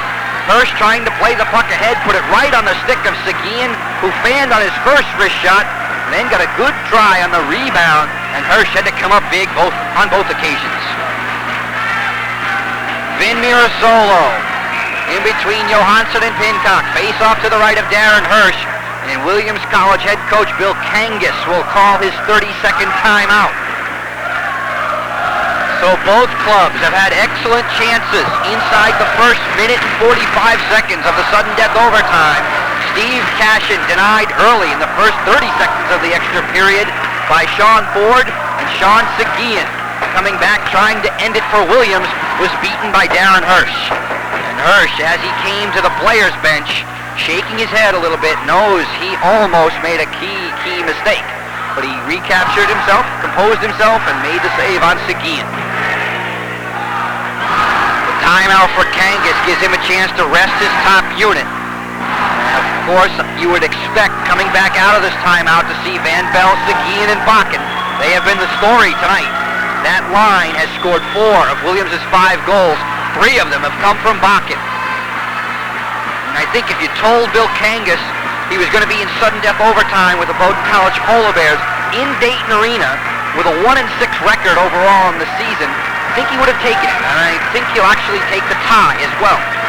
But if you told the same story to Terry Mahar on this, a weekend that he desperately wanted his Chargers to get untracked and get a couple of victories, it would be bittersweet.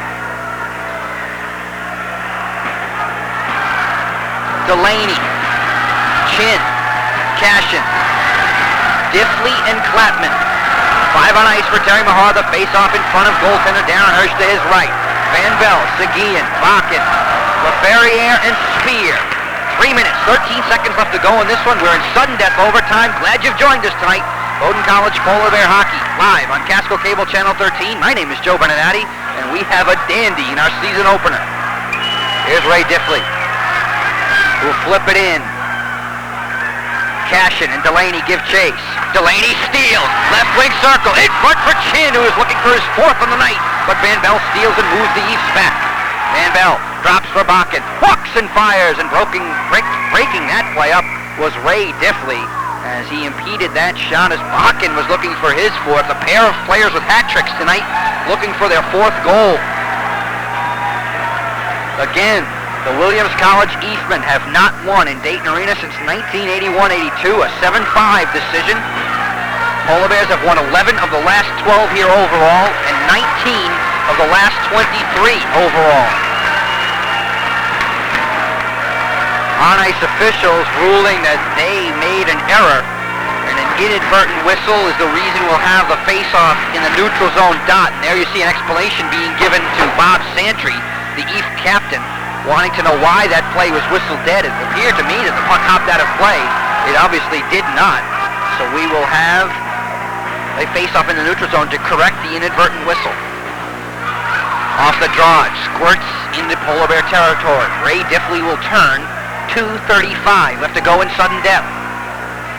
Kavanaugh ahead for Liebig, too far. Nelson tries to force it ahead. Clapman comes up to take care of Ian Smith. Ray Diffley lobs it back into the Eve territory. Smith now tries to backhand feather feed for Santry, too far. Now Diffley will take it one more time. Leave for Clapman. Clapman lays up the right wing boards for Nelson, who pokes it ahead, moves 2-on-2 with Liebig. Here's Nelson cutting in, tries to behind the back feed for Liebig. Would have been pretty if it worked, but Nelson fanned on the attempt. Clapman narrowly overskates. Seguin steals back, but Nelson's right there to cover for the rookie. Wipes out Seguin. And now Pincock back on it for the Polar Bears. 5-5. 1:49 left to go in the sudden death overtime. Darren Hirsch holds. Leaves for Diffley. 1:40 left to go. After some good chances in the first minute and a half of sudden death overtime, the play has settled down, and that's usually the way it goes. Seguin works in unmolested in the right wing corner. He's got Van Bell hovering in the slot. This is Seguin. Leaves for Van Bell. Look out, he's got one from there earlier. Tries to tuck it in, and Hirsch holds the short side. And play is trapped along the back meshing. No whistle yet. And now Hirsch will get it. Diving out to cover as the puck hopped up onto the back of the netting. And Hirsch quickly put the clamps on it. So the face-off will come to his right. Valiant effort by the Williams College Ace when they could have easily rolled over, trailing 4-2 early on in period number 3. They came back with a pair of goals to tie it. Then watched the Polar Bears' Kurt Liebig seemingly ice it with less than 6 minutes to go. But then Dave Bakken, his third of the night, got us equal at 5. And we are in overtime, just 1 minute and 16 seconds away from a tie. It would be the first tie of the season for both of these clubs. Hansen will dig in against Delaney, and again, can't say it enough, a big draw in the defensive zone. Delaney wins it. Brad Chinn's got the breaking Steve Cashin. Great job there by LaFerriere to knock that feed out of the air, or else Cashin would have been in alone on the right wing. McLean dumps in. His opposite number 4, LaFerriere, dumps out. Hansen moves 3-on-2. Cashin tries to get back and he pulled up. McLean steps up and steals. Tries to find Delaney, and in his haste, he rushed the play and doesn't connect. Cashin now at the line will backhand it in. Final minute to go in this one. Under a minute, 45 seconds left to go in sudden death overtime. Cashin tries to keep it in and is dumped back into Polar Bear territory. Icing will be waved. McLean starts the quick counterattack. Now Chinn will send it in. Ford holds for Frechette. 30 seconds away. Frechette tries to flip it out. He does to Seguin. Look out, here comes Van Bell. 3-on-2, Seguin the trailer. Van Bell fires. It hits the goalpost. Rebound loose in front, and Seguin watches as Hirsch traps it. Oh, Ron Van Bell thought he had it won. Van Bell, 3-on-2. He had Seguin the trailer. Elected to send the slap shot towards goal. Blew it past Darren Hirsch on the short side. It clanks off the goalpost. Seguin looking for the loose rebound. Not to be, as Hirsch sprawls out to deny victory to the Williams East. 17 seconds left, and Terry Mahar and Joe King, the Bowdoin College Brain Trust on the bench, agonizing over this one. A lost opportunity to get win number 7. Still 17 seconds left, however. Van Bell wins it. LaFerriere through a screen broken up. Bakken has it on the side of the net. Hooked down by Diffley. 10 seconds left now. Bakken has it. Play is going to end in this zone. Bakken, right through the crease, and Seguin fanned on it. 6 seconds left. Now 3. In front Bakken. Van Bell drives and scores after the whistle. No goal. No goal. The goal light could not come on. Locked off by the green light behind the net. And the Polar Bears escape. And that is exactly all you can say about this one. Van Bell's goal coming after the buzzer. So the final count, Bowdoin 5, Williams 5. What a hockey game from the Dayton Arena. We'll be back to wrap it up after this. You're watching Bowdoin College Polar Bear Hockey. Yeah, I love my Lenny, long and lean. You mess with her, you feel mad. Bowdoin snow throwers. Still handcrafted and cast iron tough. So go ahead, take the Bowdoin's Performance Challenge and check out the complete line of snow throwers. Backed by the best warranty in the business, these cast iron tough snow throwers offer easy payment terms and prices as low as $3.99. So go ahead, take the Bowdoin's Performance Challenge. Available at Bowdoin Lawn and Tractor, Lewiston Road, Thompson. Coming February 15th through the 18th, tune into the Disney Channel's free preview weekend as we celebrate the American family. Lantern Hill, the Mickey Mouse Club, and Carole King. 3 great reasons why the Disney Channel is America's family network. And when you subscribe to the Disney Channel, you can get a free Mickey Mouse Club wall clock. So don't miss the Disney Channel's free preview February 15th through the 18th. Save your dough. For a limited time, Domino's Pizza has a New Year's deal. 2 pizzas each with 1 topping for only $10.95. So call Domino's Pizza on the double. We'll be there in 30 minutes or less, hot and fresh. 2 pizzas just $10.95. Call Domino's Pizza. Nobody delivers better. Call Domino's now in Brunswick 729-5561 and in Thompson 725-1400. Back here live to the Bowdoin College Dayton Arena. Joe Beninati with you tonight. Casco Cable Channel 13, our 4th season of covering the Polar Bears live. And what a way to open the season. The Polar Bears battling the Williams College Eastmen to a draw. Coming into period number 3, the Polar Bears on top 4-2. They let it slip away. The East come back and get a pair of goals. And then Kurt Liebig seemingly seals the deal. Less than 6 minutes to go in this one. And then Fockett getting the hat-trick goal, sending us to overtime. Both teams with outstanding chances in the extra frame. In fact, the East of Williams connecting at the buzzer, not counting, however, the goal light sealing it off as the period ended. So the Polar Bears escape with a 5-5 tie. Their record now in ECAC East-West play, 6-2-1. The East improve, if you will, to 1-6-1. And the team that drew the greatest cheers coming off the ice surface was the Williams College Eastmen. The Williams Alumni Club in town to take this one in tonight in the Dayton Arena, and they enjoyed every second of it as their East battled tooth and nail. They still, however, have not won in the Dayton Arena since 1981-82. Brilliant hockey game tonight. That'll wrap it up for us here. Again, for Eric Van Batu, our producer, and our crack camera crew, this is Joe Beninati thanking you for your time. This time, until next time, have a good evening, everyone. You've been watching Bowdoin College Polar Bear Hockey.